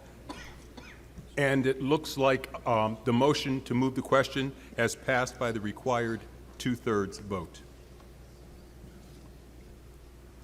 We are now back on Article 42. And we have the graphic on 42? Okay. Perfect, thank you. And this is a 2/3 majority vote also. So the voting is now open for Article 42.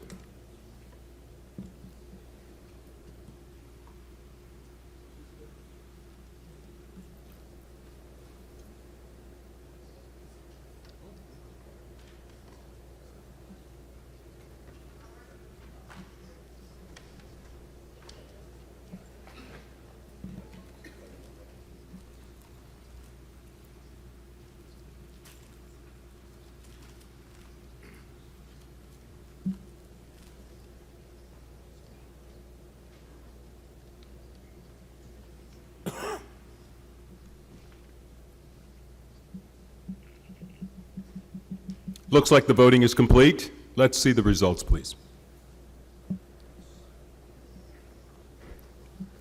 Article 42 does not pass. It fails to meet the required 2/3 vote.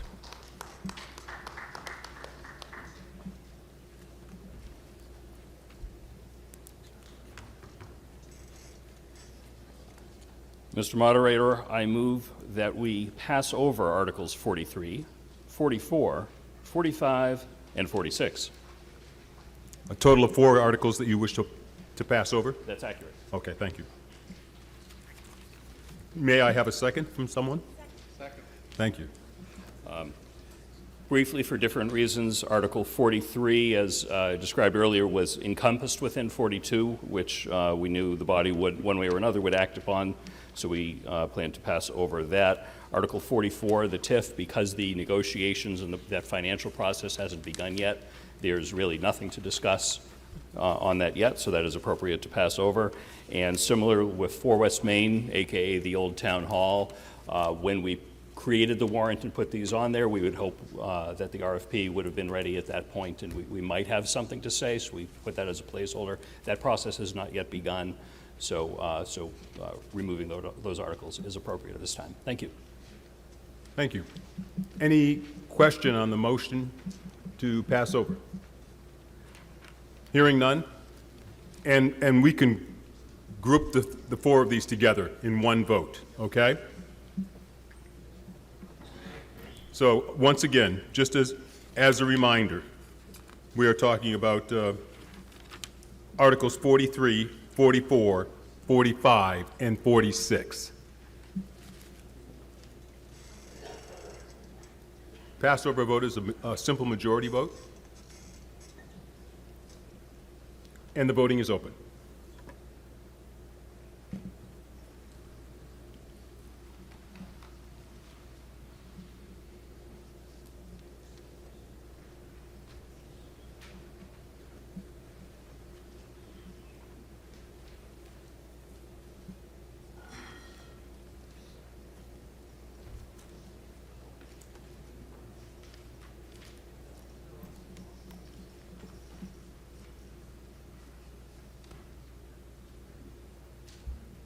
And it looks like the voting is complete. May we see the results, please? The motion to pass over those articles has passed by the necessary majority vote. To remind you, we did 47 last night, so that brings us to Article 48.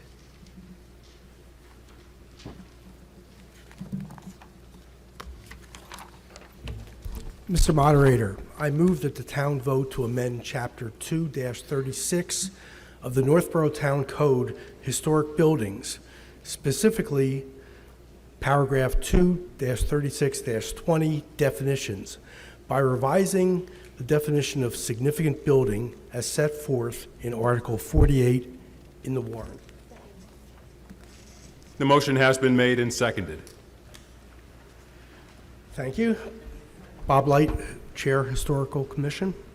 This is a very straightforward article, but there's a necessary change that needs to be made in order to prevent unnecessary delays in project development.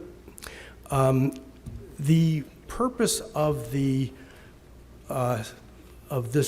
code is to protect historically or architecturally significant buildings, and when a building has a demolition request to the building department, the Historical Commission is charged with determining whether it's a historic building, significant building, and if so, can impose a 180-day demolition delay to find alternatives to demolition. What we don't want to do is have a restriction put in place that delays beneficial development for buildings that are not significant. So we look at the definition in 2-36-20, and there's one problem with it. It says that any building in the town which is 100 years or more, which is fine, and number 1, researched and found to be by the commission to be historically significant or architecturally significant, that's good. The problem is in paragraph 2, where it says, or is listed on the National Register of Historic Places or included in the Massachusetts Historical Commission Inventory of Historic or Architectural Assets. This is also known as MACRIS, which is the Massachusetts Cultural Resource Information System. But according to Massachusetts historical guidelines, a building that is on Macris is not necessarily significant. There are many reasons why a building may have at one point been put on Macris, but is no longer historically or architecturally significant. So what we are proposing is to replace the language as follows. We would keep the 100-year or more restriction, and then add, which has been determined by the commission to be significant based on any of the following criteria.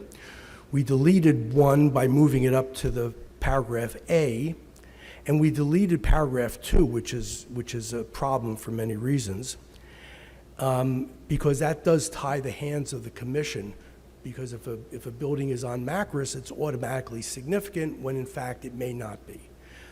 And Subjective and arbitrary.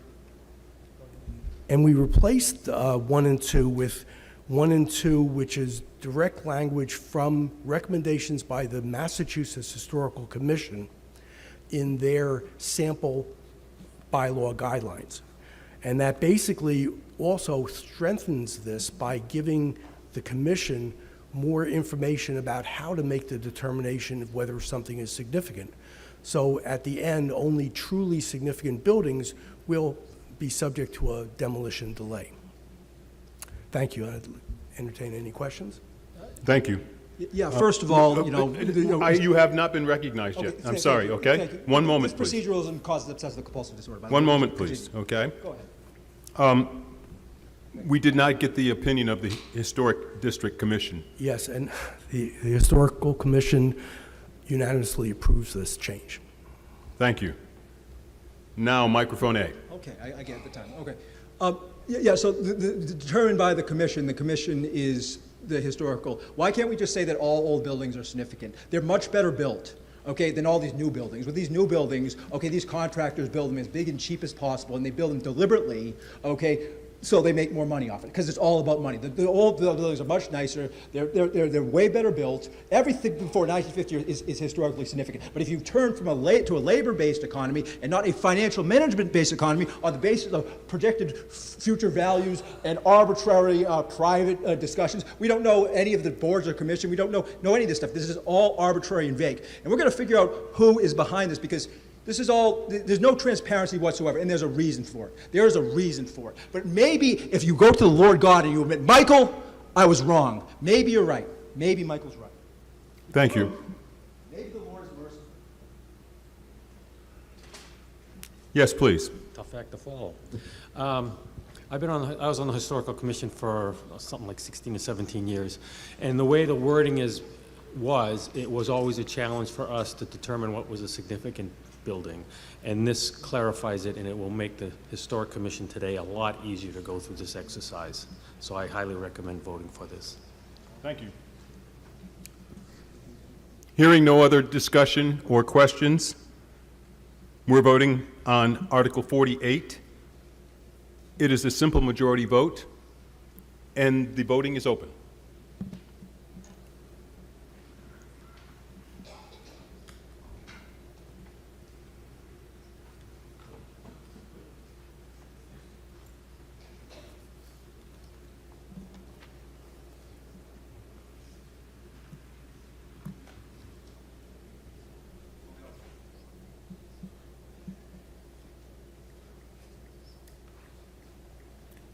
Looks like the voting has slowed, so can we see the results, please? And Article 48 passes by the required majority vote. Thank you.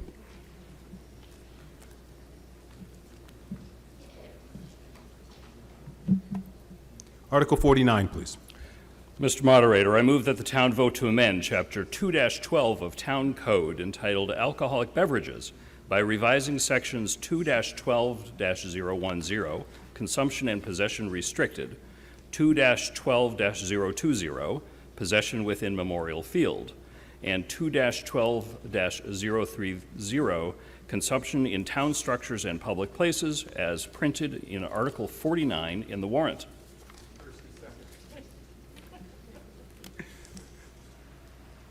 Motion has been made and personally seconded.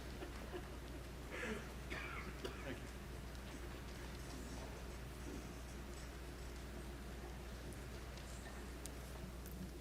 Please. Thank you.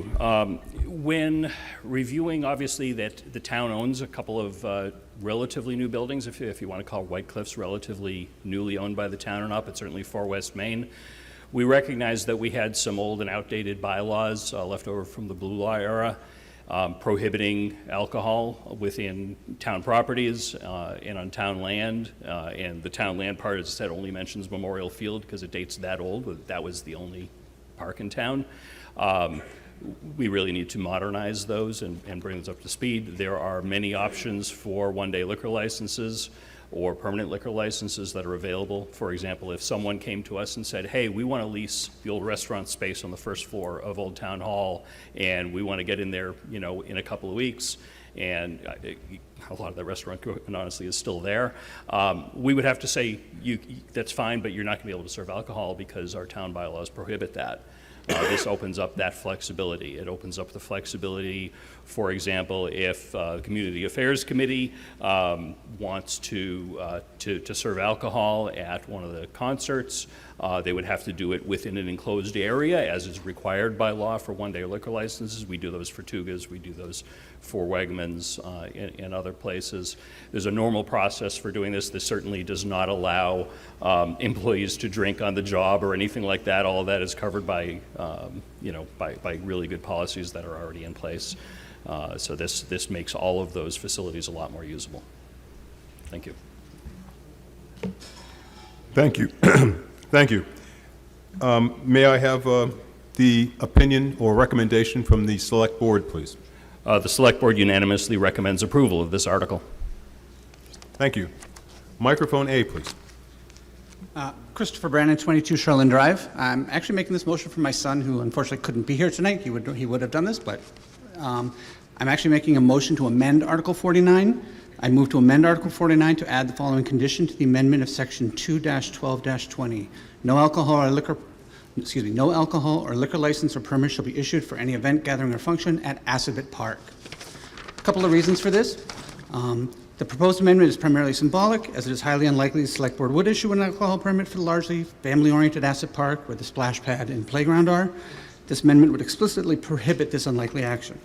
This amendment is also motivated by a recognition of the significance of Assabet Hill to Northborough's 19th century temperance movement. According to Josiah Kent's Northborough history, prior to 1836, Assabet Hill was known as Liquor Hill. Around that time, town residents began to feel that the hill's name would be incompatible with their value of temperance. On July 4th, 1836, it was declared that Liquor Hill would be renamed to Assabet Hill with the following song. I will spare you all me singing the song, but if you don't mind, I will read it. Welcome the day, the happy day that we from care are free. Away with study, welcome play will independent be. Then welcome playmates one and all, oh hasten to this pleasant hill. Our feast partake of fruits and cake, enjoy it all who will. Mount Assabet with smiles we greet, now Liquor Hill no more. That odious name no more we claim, though long that name it bore. For southern slave we pity crave, but oh consistent be, the heaviest changes forged by sin, we would be truly free. Vile rum we hate, abominate, we will forever flee. When on this hill we liquor spill, pure water it shall be. Then welcome playmates one and all, oh hasten to this pleasant hill. Our feast partake of fruits and cake, enjoy it all who will. I ask that we retain the prohibition of alcohol in Assabet Park and our bylaws to honor our town's temperance activists. Though today most of us probably have a different worldwide view, these activists sincerely wanted to make our community better, and their memory should not be forgotten. Thank you. So there is an amendment to Article 49. And do you have that in writing? I do. Okay, if you can come down front, please.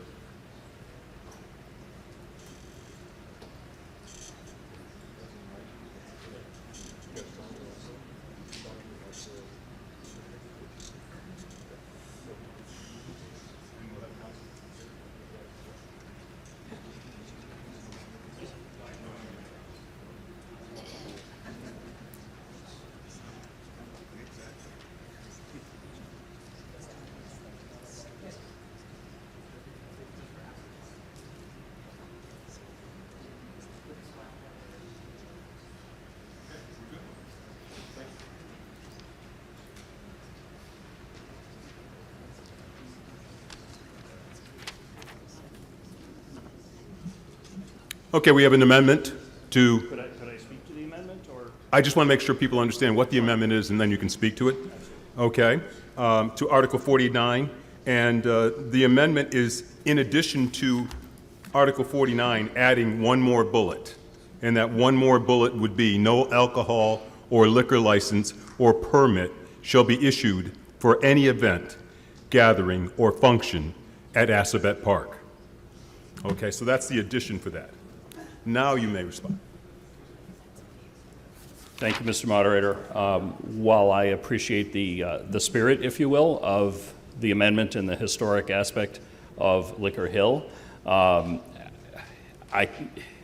certainly comfortable in speaking on behalf of the Select Board in that we would never approve a liquor license for the splash pad or anything so close to where kids would be. I mean, it's not only are there legal implications of that you know, we would have an issue with. That's kind of silly. I worry about setting this in stone in our bylaws, similar to the way that we had the Memorial Park mentioned in the older bylaws, and you look at that and say, you know, a lot of people don't even know where that one is, and why does it not mention, you know, Ellsworth McAfee or anything else?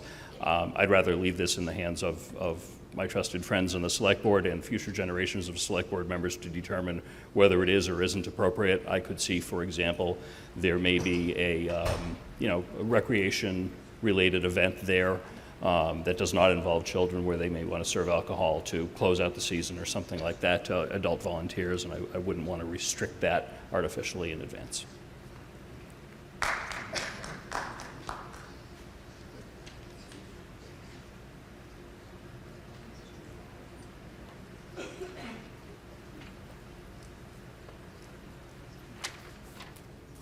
Okay, we're prepared to vote on the amendment for Article 49, and this is a straightforward vote, a majority vote.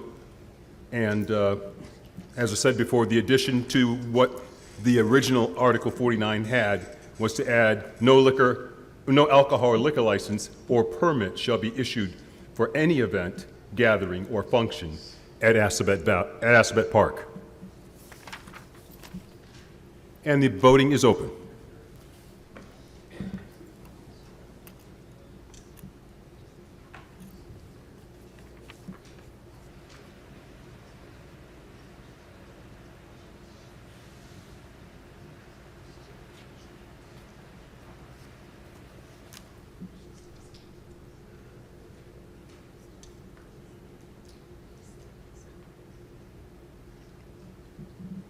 And it looks like the voting is complete.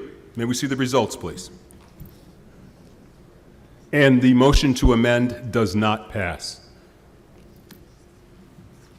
That brings us back to Article 49, I'm sorry.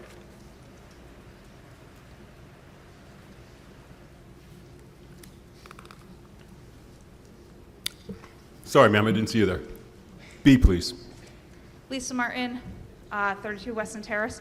I just wanted to speak out in support of this article. I've been on both sides of this, both as a brewery owner for another town, doing on town property, and as a citizen participating.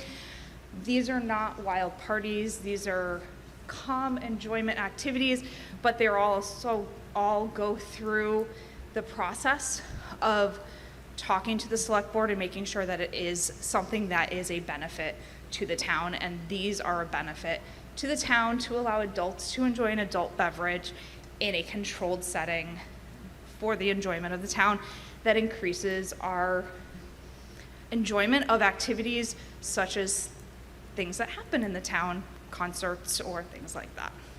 Thank you. Thank you. Any other questions, comments? Hearing none. Whoa, you just made it under the wire. I sat farther away from the mic tonight, so I apologize. I'm Susie Sislika, 8 Emerson Road.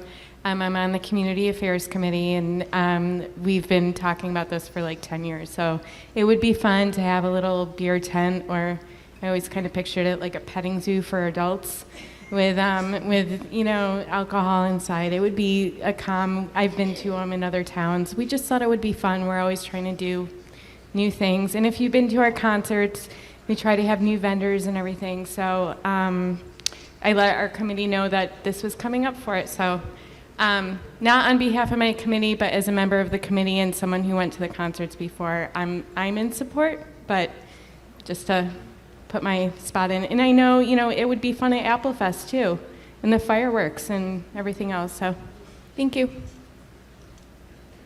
Thank you. You don't have to run, you can walk gracefully.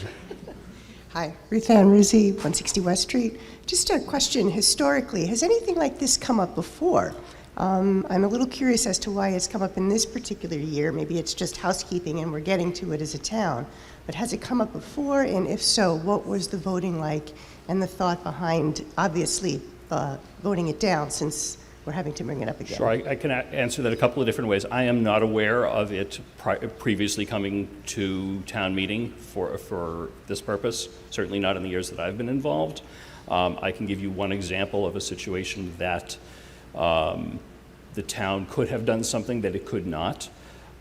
In 2000, I think it was 18 or 19, the library celebrated a significant anniversary, and we hosted a big party. We ended up having to rent space elsewhere for that party. We had some conversations about hosting it within the library itself, but given the anniversary aspect, we wanted to make sure we served champagne. We thought that was appropriate, which by these bylaws we would not be able to do, and there would be no option to get a one-day liquor license. So that was one practical aspect.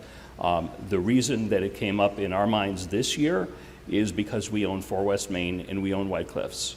And these bylaws prohibit the sale of alcohol in those buildings no matter who is running the buildings. So if someone rented the first floor of 4 West Main for a restaurant, or if someone did a long-term lease on White Cliffs to have a function hall, alcohol would not be allowed.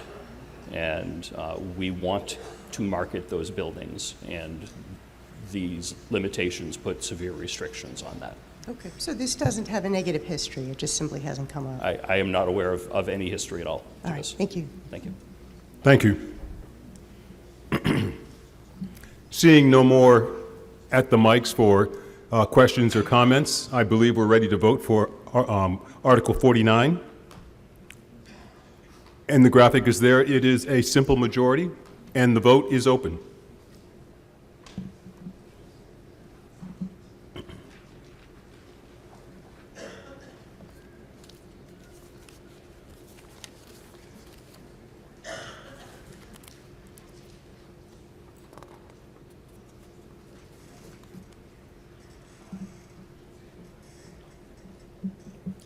I think we have the vote in, and the results.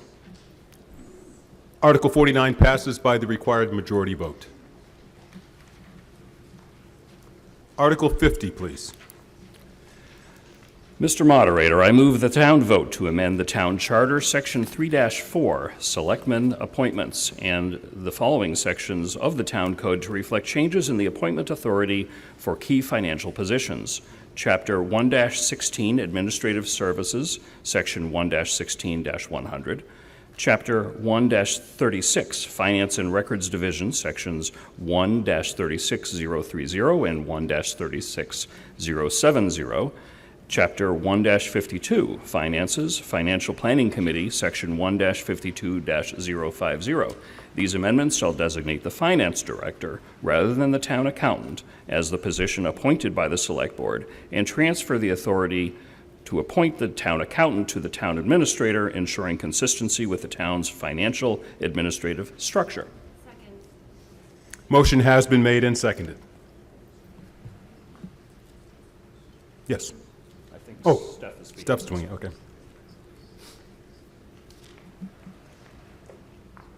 Yep, this is an easy article. This is just housekeeping. There was a time when the accountant was the top financial position. Now it's the finance director, so we're just swapping those.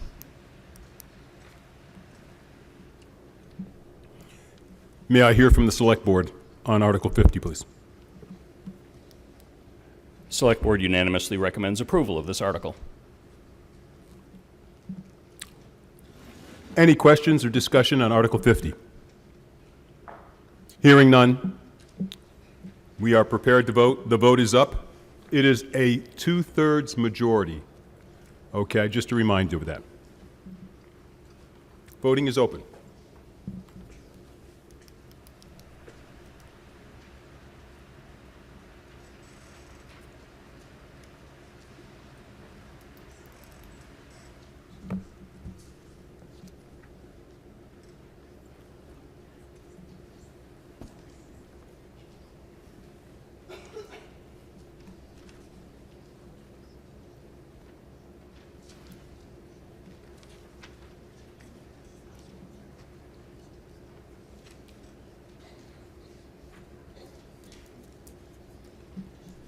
Okay, I think we have the vote in. If we could see the results, please.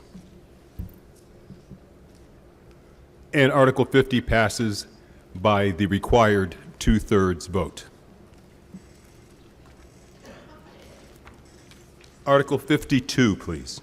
Mr. Moderator, I move that we pass over Articles 52, 53, 54, and 55.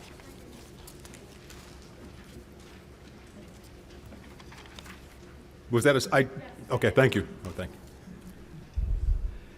These four related articles were to provide easements to the town to construct a small section of sidewalk on Hudson Street. If you walk in front of Trinity Church and then walk up towards Pierce Street, there's a small section of no sidewalk at all. The board was very, very interested in connecting that so there would be a safe place to walk. There are 4 property owners that we would need to get permission from to do that. Unfortunately, we were unsuccessful yet in getting that permission from 2 of the property owners. It did not make sense to get easements on 2 of them and not on the other 2. So hopefully in years future that will come forward again and we'll be able to get permission to build that sidewalk. But unfortunately, now is not the year. Thank you. Yes, microphone B, please. Mr. Moderator, Ken Picard, 78 Whitney. Can we do this by consent calendar? Certainly. What we're going to do is put them all together anyway, so same thing. Any questions, any discussion on these articles that we're about to pass over? Hearing none, I will ask that we have these all in one vote, and the graphic is up, and we can vote now.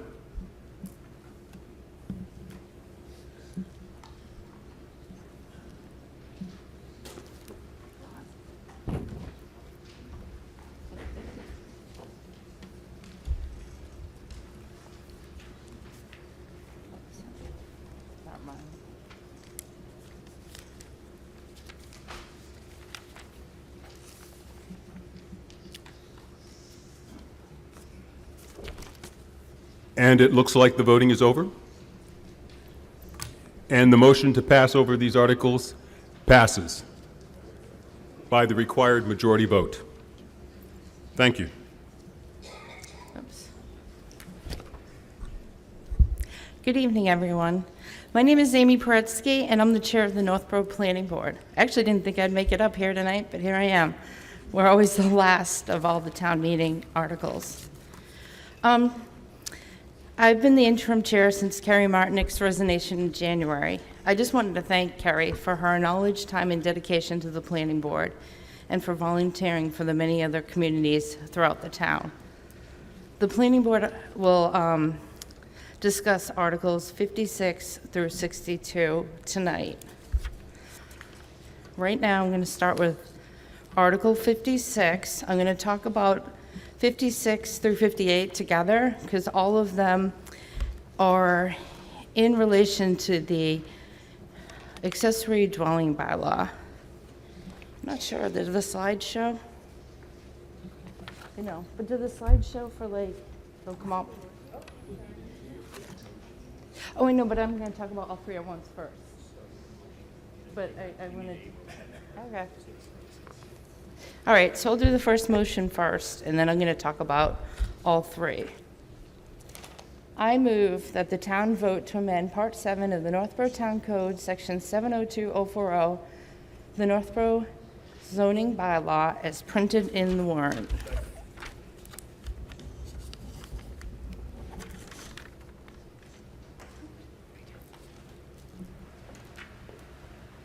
Okay.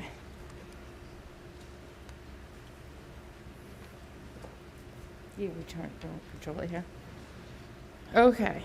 Articles 56 and 58 were drafted in response to the state's Affordable Housing Act passed last year. One of the requirements of the act was to allow the creation of accessory dwelling units by right. This is mandatory. If you don't know what an accessory dwelling unit is, they're sometimes called an in-law apartment, granny pod, or a backyard cottage. This unit, it will be on the same lot as the principal dwelling unit, but it is subordinate in size. The first article, Article 56, is just to change the definition of dwelling unit to match what the state definition of a dwelling unit is. So that's it. The planning board recommended Article 56, 5-0.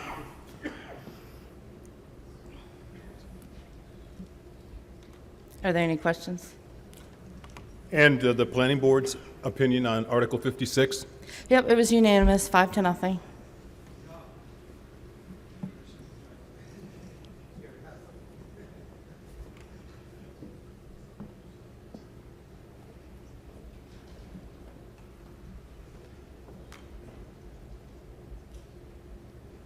Hearing no questions or concerns, let's move on to Article 57. Okay, I can vote on Article 56 and 57 together, but Article 58 should be separate because it needs a 2/3 vote. I move that the town vote to amend Part 7 of the Northborough Town Code, the Northborough zoning bylaw, Section 703050, as printed in the warrant.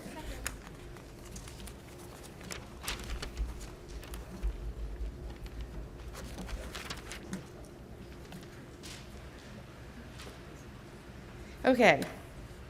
Article 57 goes with Article 56, as it is permitting, it's the permit of the ADU. Article 58 will be, list all the conditions that are part of the accessory dwelling unit bylaw, but Article 57 regulates the type of review required. For an accessory dwelling unit that is inside a principal dwelling or attached to a principal dwelling, the permitting would go through the building inspector. So he would do a building permit and you would work with him. If it is a detached structure, which would be a new structure on your property, there will be a site plan required, but it's with the technical review, so it's with staff.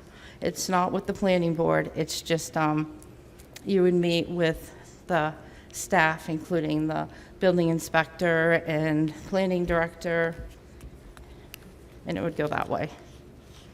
Does anybody have any questions about that? Or about accessory bylaw, accessory dwelling units in general? And before we recognize microphone B, I assume that there's an opinion from the planning board as well? Yes, the planning board recommended 5-0 to approve that. Thank you. Now microphone B. Lisa Maselli, 13 Maple Street. I'm a little confused as to, is this what the state law is doing and we are matching the state law? Or are we changing what the state law is doing? Or could we, if it is the state, could we change that as well? We had a choice. We had a choice that could go to the planning board for review, or it could go to staff for review. And we chose the staff so it would streamline the process for residents. So all right, fine, thanks. The state let us select what we wanted to do.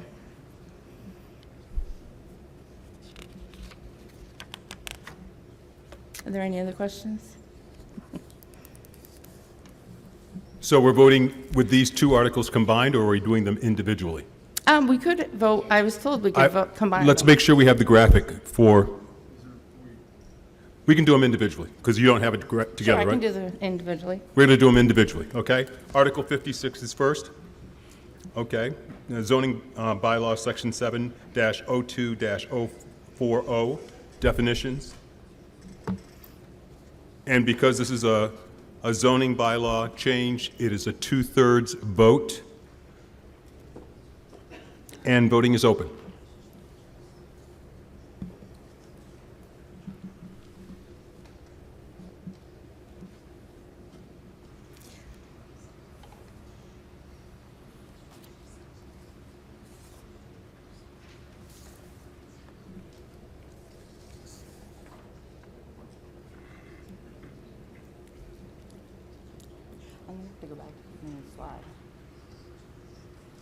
Looks like voting has been completed. Let's see the results, please. And Article 56 passes by the required 2/3 vote. Article 57 is what we're voting on now.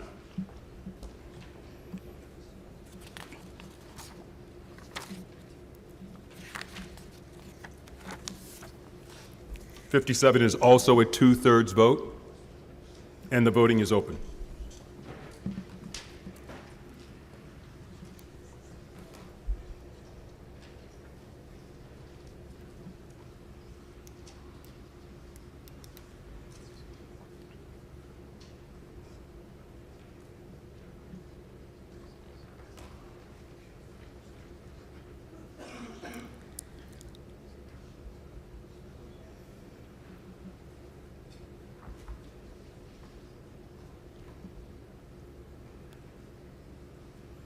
Looks like the voting is complete. Let's see the results, please. And Article 57 passes by the required 2/3 vote. Okay. I move that the town vote to amend Part 7 of the Northborough Town Code, Northborough zoning bylaw, Section 705-020C as printed in the warrant.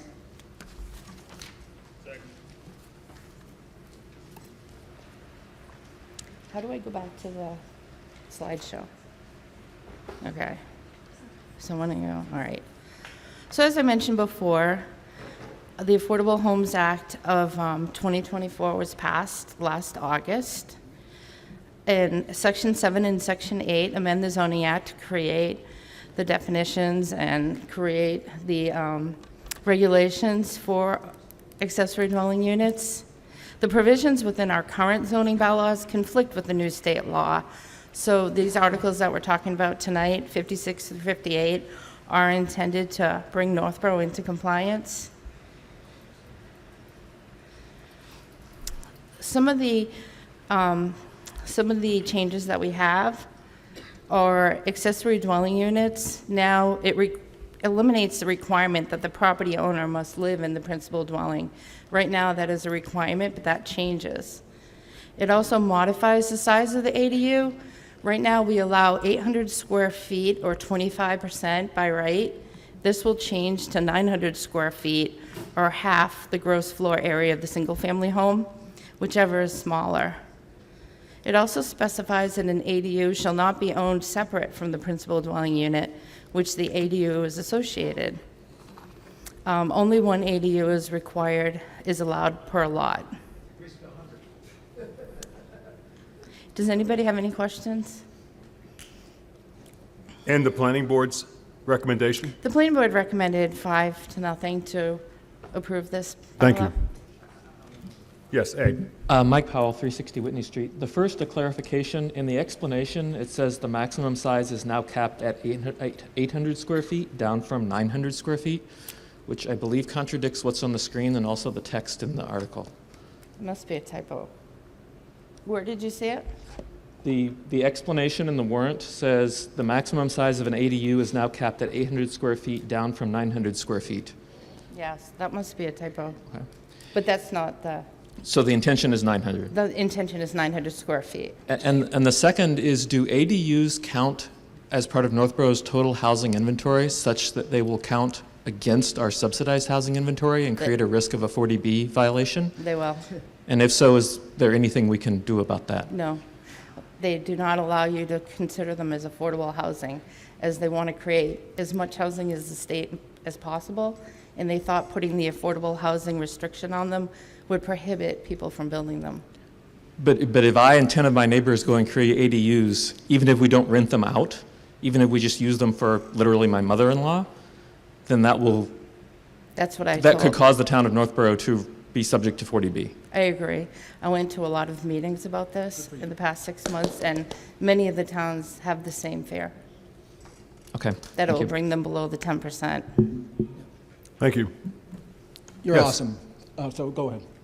Yes. Okay, why does it have to be one unit? Why can't you have 10 or 20? Just, let's think about not that these laws exist, why? And think about that. This supposedly educated town, none of you have PhDs and stuff like that, but you can't answer why because you're unable to critically think, because you think like a robot. If blah, blah, blah, blah, blah. Why can't we have more than one accelerated view? Give me a reason. One of these educated people, if you don't understand, tell me why. Yes, please. Hi, Sharon Berube, 359 Green Street. So is the ADU basically going to replace the in-law? Yes. So how would that work if somebody has a current in-law, which was always acceptable by the town and saying living area connecting to living area, even just by a hallway, and then let's say they want to put up a detached? They can do another one. They can do another one. If it fits all the criteria that the state is calling for now, then it would fall under this and it would be your one. But I learned in the classes that if you have an in-law apartment now and it doesn't fall under all the same criteria, Yeah. you do a second one. Why, is that the only instance where a second one is allowed? As far as I know. So in a sense, the in-law would be grandfathered? Or if somebody doesn't have an in-law, are they allowed to do an in-law and then down the road in addition do an ADU, detached? No, because this is replacing that wording, so it would be the same thing. So Okay. now if you do an in-law apartment, you would have to follow this accessory dwelling unit Okay. bylaw. Okay. And then I just have two other quick questions. One is, I noticed in a lot of the wording that it said, if feasible, for it to go on the side of the yard or the back. Well, there's a lot of gray area with if feasible, so that leads me to believe that somebody could technically put an ADU in their front yard. They could. Good. If it falls under the setbacks that we have in town, the state was very clear on they don't want many restrictions on these. Yeah, that's So- just a tough, that's a tough look, having, ADUs scattered on people's front lawns. It is. And then my third one, and I might be jumping ahead a little bit, but what is the regulation as far as, I know you can rent the ADUs, but what about like an Airbnb situation? You can do that. You can? They're looking for more housing and more, Good for the state. They did Okay. something right. so you can. But there hasn't been a real problem with Airbnbs yet in Northborough. We could, in the future, if there was a problem with Airbnbs in Northborough, we could change the bylaw and you are allowed to prohibit them. So the town reserves the right to regulate an Airbnb or something with an ADU, or no?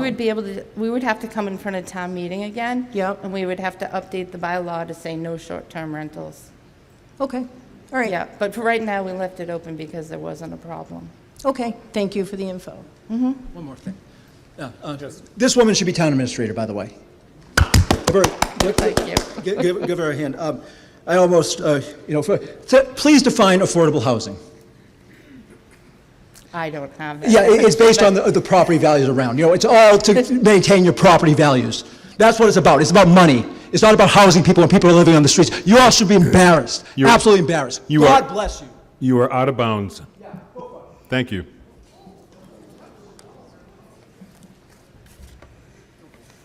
I didn't hear. I have terrible acoustics.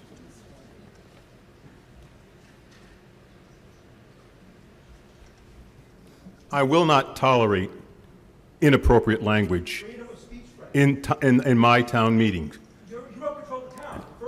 This is my meeting, okay?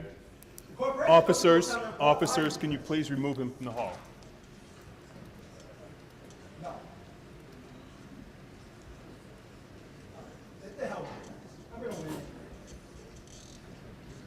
What about honesty?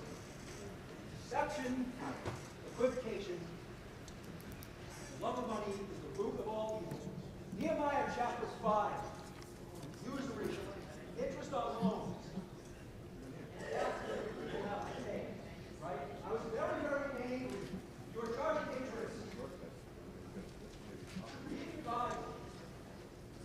And freedom of speech. When you put money over freedom of speech, you all should be embarrassed and ashamed of yourself.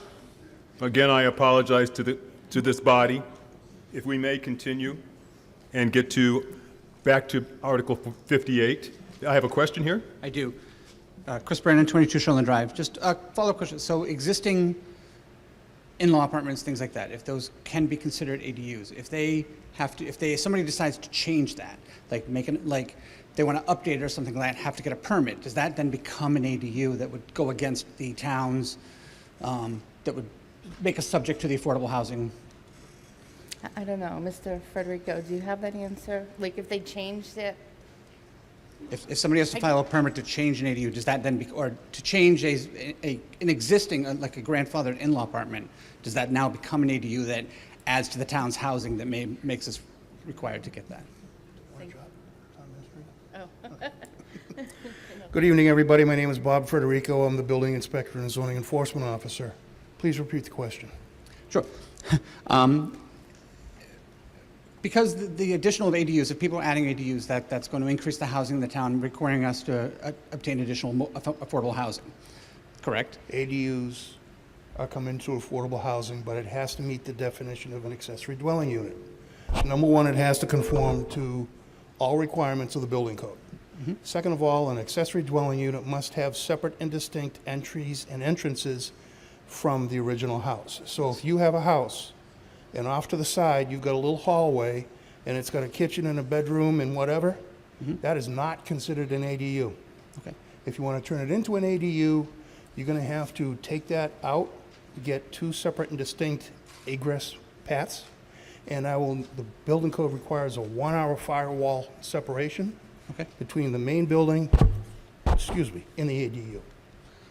So my question is, if there's a pre-existing unit on somebody's property that meets that qualification, but isn't counted as an ADU currently, meaning it's not adding additional housing to the town, which then would require us to have additional affordable housing. If somebody decides to change that property, renovate that, needs a permit, does that then qualify as that ADU under the new guidelines? It's going to depend upon the project. Okay. Okay, I mean, we've recently had one house that was a colonial house, had a 2-car garage under, and they were able to convert the garage into an accessory dwelling unit. They were able to go through all the plans and processes, get me the 1-hour fire rating, 2 means of egress, and it qualifies as an accessory dwelling unit. We've had another one on Summer Street over the last summer. It was basically a standalone, but it is connected to an existing outbuilding. That was kind of a modular design that was plunked in place on a foundation. Again, met all the requirements of the state building code, and that, if that gets counted towards the affordable housing, fine. Okay, thank you. All right. Thank you. Hearing no other questions or discussion on Article 58, I believe we're ready to vote. This is a simple majority vote, and the voting is open.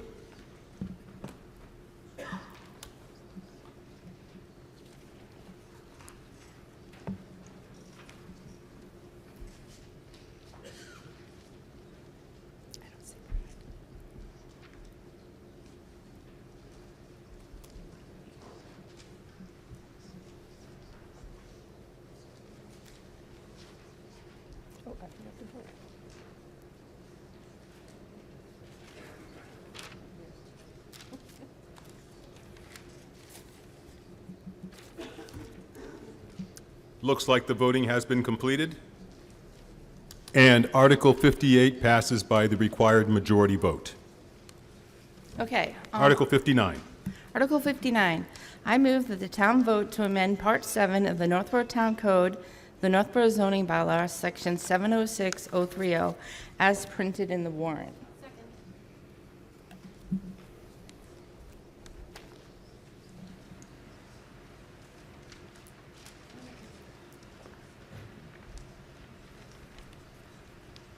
Okay. Article 59 establishes a lot shape factor. It's a mathematical formula. The article allows for some irregularity for reduced frontage and larger lots, as long as the irregular portion does not affect the lot's ability to meet minimum size and frontage requirements.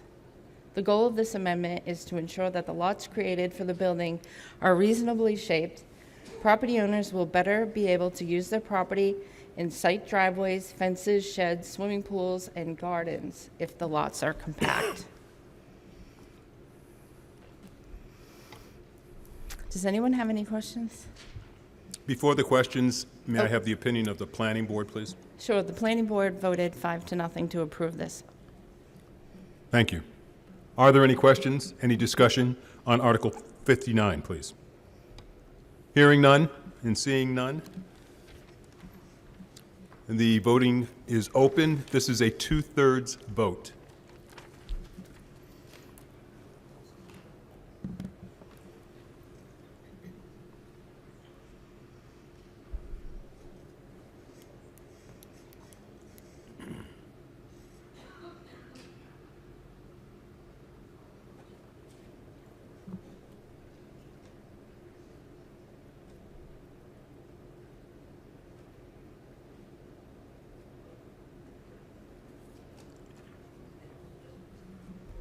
Forgot to vote.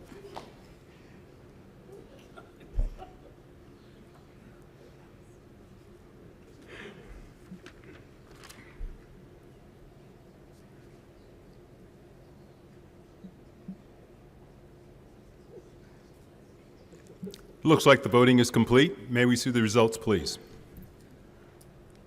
Article 59 passes by the required 2/3 vote.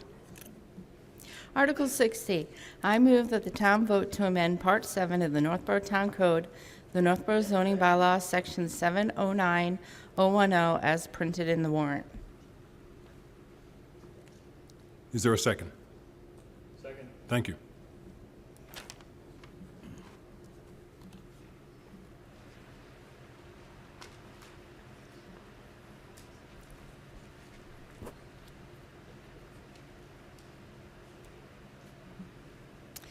Article 60 is a land clearing and grading bylaw, Section 709010.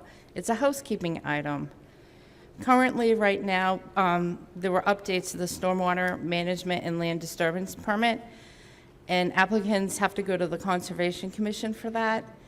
Part of the old bylaw, they would also have to go through the planning board. We're trying to streamline this process, so now the applicant only would have to go through the Conservation Commission, and they don't have to go through two boards, including the planning board.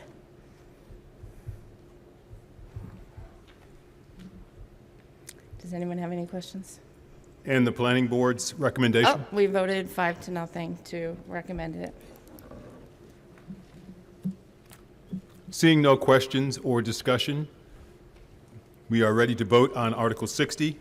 Again, this is a 2/3 vote, and voting is open.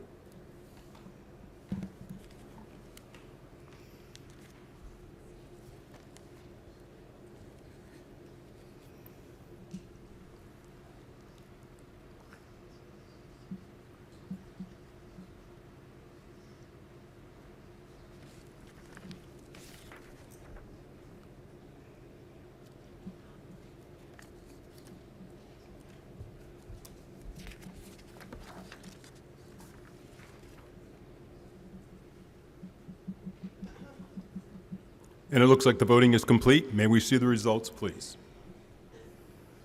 Article 60 passes by the required 2/3 vote.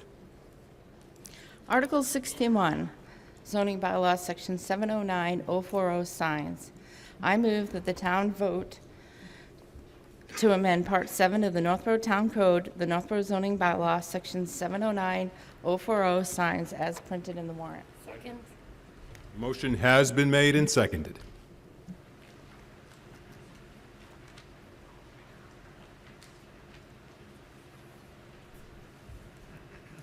Okay. Hi. This is an update to the sign bylaw. We've been doing a couple. We did one last year. We did one probably the year before. This has to do with the downtown. It also permits a greater variety of sign types. We're adding awning signs, projecting blade signs, sandwich board signs. There are many businesses out of compliance right now. This will bring them into compliance. It also provides some new and updated definitions for various types of signs, and those were included in the warrant. And it provides a mechanism for the Design Review Committee to review signs in the downtown business district only. And that was going along with the downtown revitalization efforts. Happy birthday. And the planning board's recommendation. Oh, the planning board voted 4-1 to approve this article. Thank you. You look like you're having a birthday Do I today. look older than I did yesterday? Yeah. I bet you feel it. I do. Well, Fran Backstrand, 76 Cedar Hill Road. It wouldn't be a town meeting if I didn't at least have a question about zoning. And, I mean, I know that it's been a work in progress to do the signs for a long time, and I'm not going to try to look at all the underlines and stuff. I am curious, though, about one of the concerns that had been ongoing for a very long time was the signs that are in windows, and that when people advertising, you know, the sales. Has that been addressed in these changes so that they can or cannot? Because I know that we look at Tommy Lowe's, and I know he's not in downtown business, but he has a lot of advertisement on his front window. Has that been addressed in what way for the downtown area? And then having all these changes, are they going to be reasonably, will our zoning enforcement officer be able to reasonably enforce them? Okay.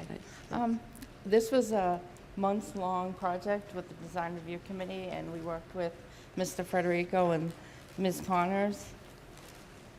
The update to the window signs was actually last year. So, oh, sorry. The update to the sign bylaw was actually, the window signs was last year. So 10% of all the windows are allowed to have signs in them, but it isn't in this year's. There's no change to the window signs this year. I'm sorry, I forgot your second question. Whether it's enforced. Well, everybody right now is grandfathered, and so I would think the new bylaws would be enforceable, but it's going forward. I apologize. No, I meant with the changes that you are making this year, is it reasonable to think that our building inspector, zoning enforcement officer will be able to enforce them in addition to his other responsibilities? Is it making it more difficult, or is it actually making it easier? Well, I think in this bylaw, we actually made some more signs come into conformance. We're allowing Okay. more signs. Okay, good. All right. So, and I mean, you'd have to ask Mr. Right. Federico. Right. The majority of these changes were definitions, and I don't think we were making anything more difficult. Okay. I mean, you actually answered it when you said that you were creating definitions to meet what already exists. So now they are in conformance, which does make it easier. Right. Thank you. Okay. Yep. I'm all set. Thank you. Yes, please. Hi, Andy Clark from 493 Main Street. Just on the Part 15 awning signs, I just want to understand that correctly, because it says cannot extend beyond any top or side edge of the facade or cornice or molding from which it is attached. And I just didn't know if it projects beyond the edge of part of the purpose of an awning is it projects beyond the edge of the roof, so it prevents dripping, so people can access a building and be covered under it while they're there.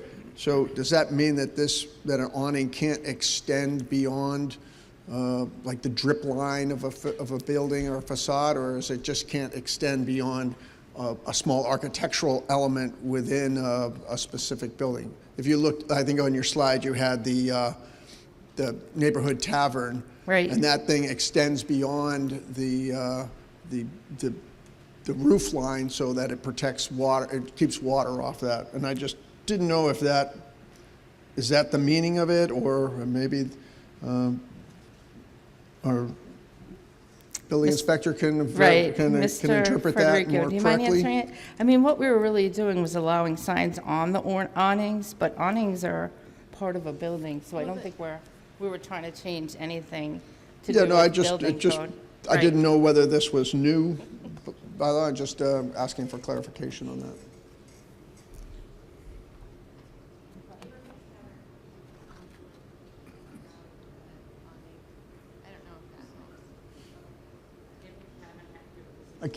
I'm sorry, I can't hear you. Up until this proposed article. Awnings, signs on awnings were not allowed unless you got a variance, okay? Can you hear me now? Yep. Too close. All right. Up until tonight, if this passes, prior to tonight, awning signs were not allowed. You had to get variance by the ZBA, okay? What this is hoping to do is, awnings, number one, are allowed under the building code, all right? You don't need a permit if it's less than 54 inches and sticks out straight. Obviously, an awning is to protect somebody from walking underneath, drip from the roof. You're right. I think what the intent is that it doesn't stick out from the edge of the building. Like if the awning goes to the corner of the building, you're not going beyond it. Okay, yeah, no, I didn't understand the exact terminology, and I was just asking for clarification. Thank you. Yeah, I had my head scratching a while, too. Thank you very much. Do the hard ones. Yes, please. Sharon Berube, 359 Green Street. So I guess my concern about the whole sign ordinance is how is it enforced? Is it enforced? And roughly how many, I don't know, quote unquote citations or whatever you do happened within the last year? I mean, I see signs up all over town that really shouldn't be there, according to the current bylaw. I know Westboro has a great system that they use to stay on top of it, but what do we do? Westboro has 4 building inspectors to look at it. We've got 1.5. I have sent out some warnings and orders to remove signs. Yep. I have 3 properties right now that are in violation. They will be getting a notification within the next week or so. I have to be absolutely honest with you. If I'm permitting and inspecting brand-new houses, signs, I'm not going to get to right away. Okay, it's just the way it is. If somebody wants to complain, we have an online complaint system. I can investigate it, and I can write it out. I don't drive every street every day. When I'm driving, I'm keeping my eyes on the road, so I may not notice a sign that's out of whack. If you guys see something, go online, send me the complaint. I'm happy to investigate it. If it is a violation, I'll write it up and send it. Yeah, I think at times it makes the town look very messy and looks like a big yard sale, quite frankly. And I know Westboro, they do utilize the police a little bit. They'll drive by. If there's 3 open house signs, they'll knock on the door and say, hey, go take them down. Just keep the one up in front of the house. But I would, and I can appreciate. What really makes it messy here in town is when somebody puts up a yard sale sign on a telephone pole and I don't say anything, and 2 weeks later, it's still there. Exactly. I have been known to take those signs Yep. after the yard sale is over and return them to the front lawn of the offender. Sounds good. I mean, I don't mind having a sign up for a yard sale or whatever. Yeah. Some contractor signs are allowed by right for a certain amount of time, provided that they're doing the work. If I see the sign there 2 or 3 weeks after the job, I will notify the homeowner. I drive by one now for the last 2 years, driving home every night, go right by it. I can't imagine their remodel has taken 2 years, but, so I was just curious, Well, and it I can depe- appreciate the fact it that you're depends only on the one guy. remodel, okay? But maybe, as a suggestion, we could look into getting you some supplemental help. I've been to asking. deal with that. I've been asking, I'm getting off topic. I've been asking for a full-time assistant for 8 years, Yeah, and it hasn't happened, yeah, okay? So we have to live with what we can do. right, right. And honestly, again, I have to prioritize. Yeah. If I'm dealing with a fire response, or if I'm dealing with somebody who's hoarding. I work with I totally understand. I mean, I yeah. just, So maybe I could implore the select board to maybe come up with another option, not necessarily a full-time assistant, but another option to help enforce the sign ordinance. But, okay. Thank you. Thank you. What's that? I'm not looking for work, but I would be willing to help out. Yeah. Okay, thank you. Okay, thank you. I don't see any more questions or discussion on Article 61, so I believe we're ready to vote. Like most of these articles, this is a 2/3 majority, and the voting is open.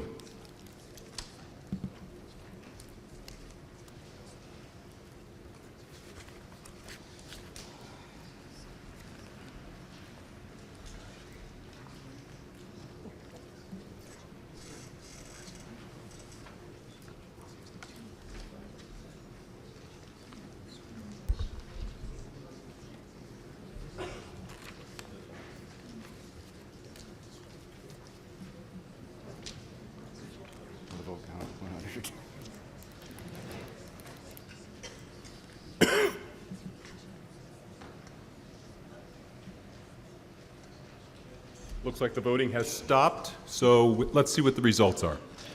And Article 61 passes by the required 2/3 vote.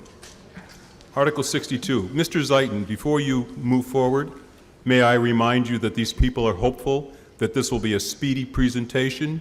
They'll be able to vote and be able to go home and see their families. 45 minutes. No only. pressure, no pressure. Mr. Moderator, I move the town vote to amend Part 7 of the Northborough Town Code, the Northborough zoning bylaw, to add a new Section 7-10-070 as printed in the warrant. Second. The motion has been made and seconded. Hi, everybody. I'm Anthony Zeiton. I'm on the Planning Board.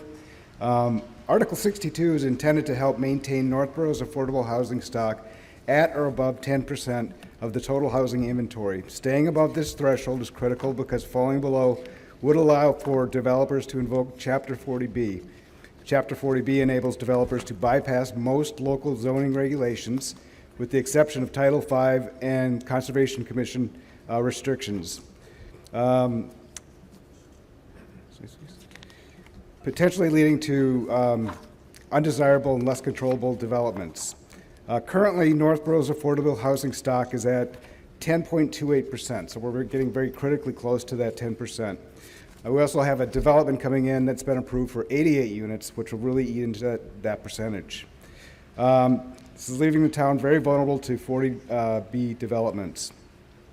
This amendment would require that any new development of 10 units or more must include at least 15% affordable housing.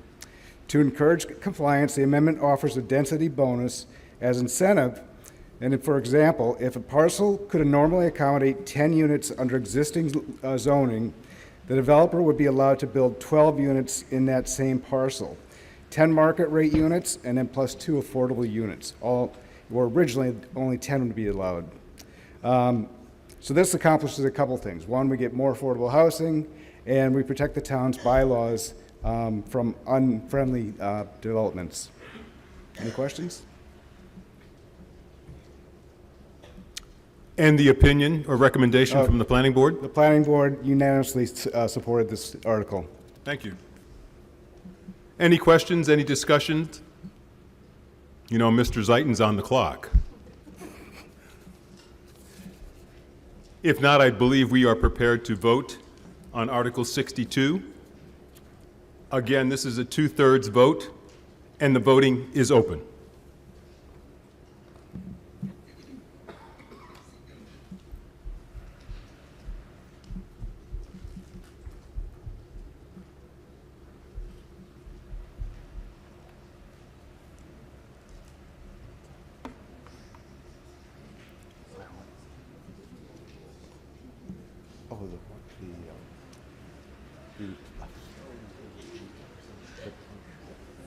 Permit granting authority.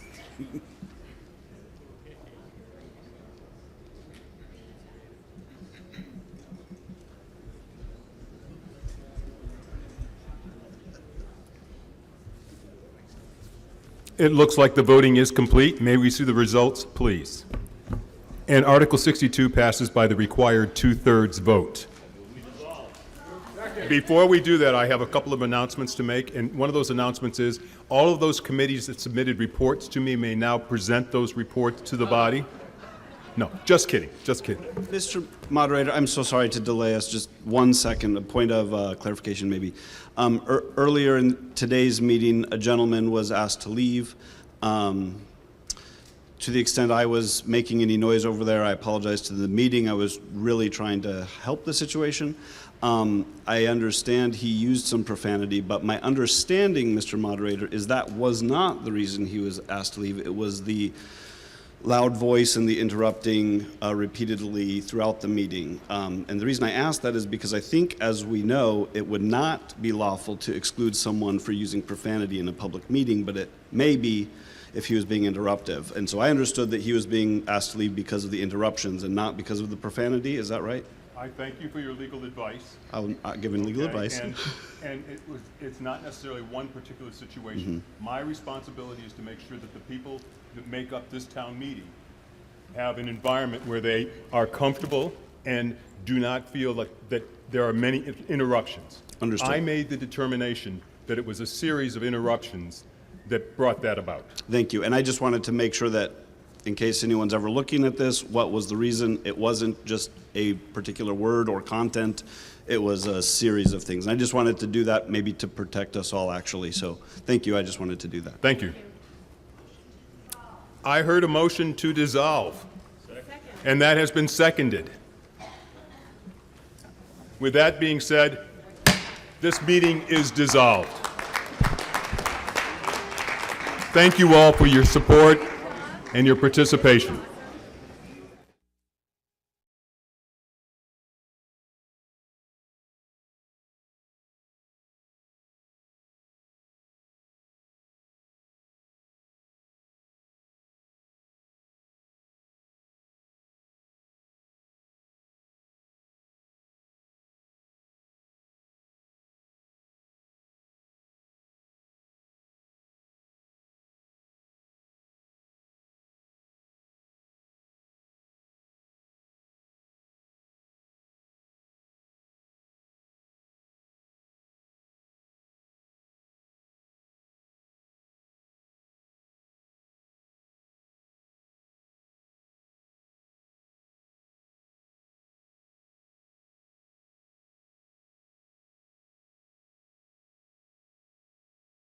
out and we're struggling. Asked if she thought he would ever get the help he needed, Rickman acknowledged she doesn't hold out much hope. He still doesn't have access to a level of care that's the right level of care for him, she said. Just kind of like the best of what's available, which isn't really anything therapeutic or anything that really gets at those root problems that have always been a struggle for him. Even so, Rickman still believes putting her son into state custody was her own choice. There was nothing else she could do to keep everyone safe, including her son, she said. A parent shouldn't have to lose custody for their kid to get care, Rickman said. There needs to be another way for kids that have complex needs than this. This is the only option for families like mine, and it's a really complicated, really expensive option for the state, and it's not even meeting the kids' needs. New item, this is a fairly short one. Severe storms are threatening the southern of the U.S. Forecasters say Dallas-Fort Worth is at the greatest risk, this by Jeannie Santucci. The threat of thunderstorms, flash flooding, and the chance of tornadoes was hovering over the south-central part of the country, with some of the greatest risk in the Dallas-Fort Worth area and North Texas. North Texas, southeast Oklahoma, southwest Arkansas, and northwest Louisiana were all at an enhanced risk for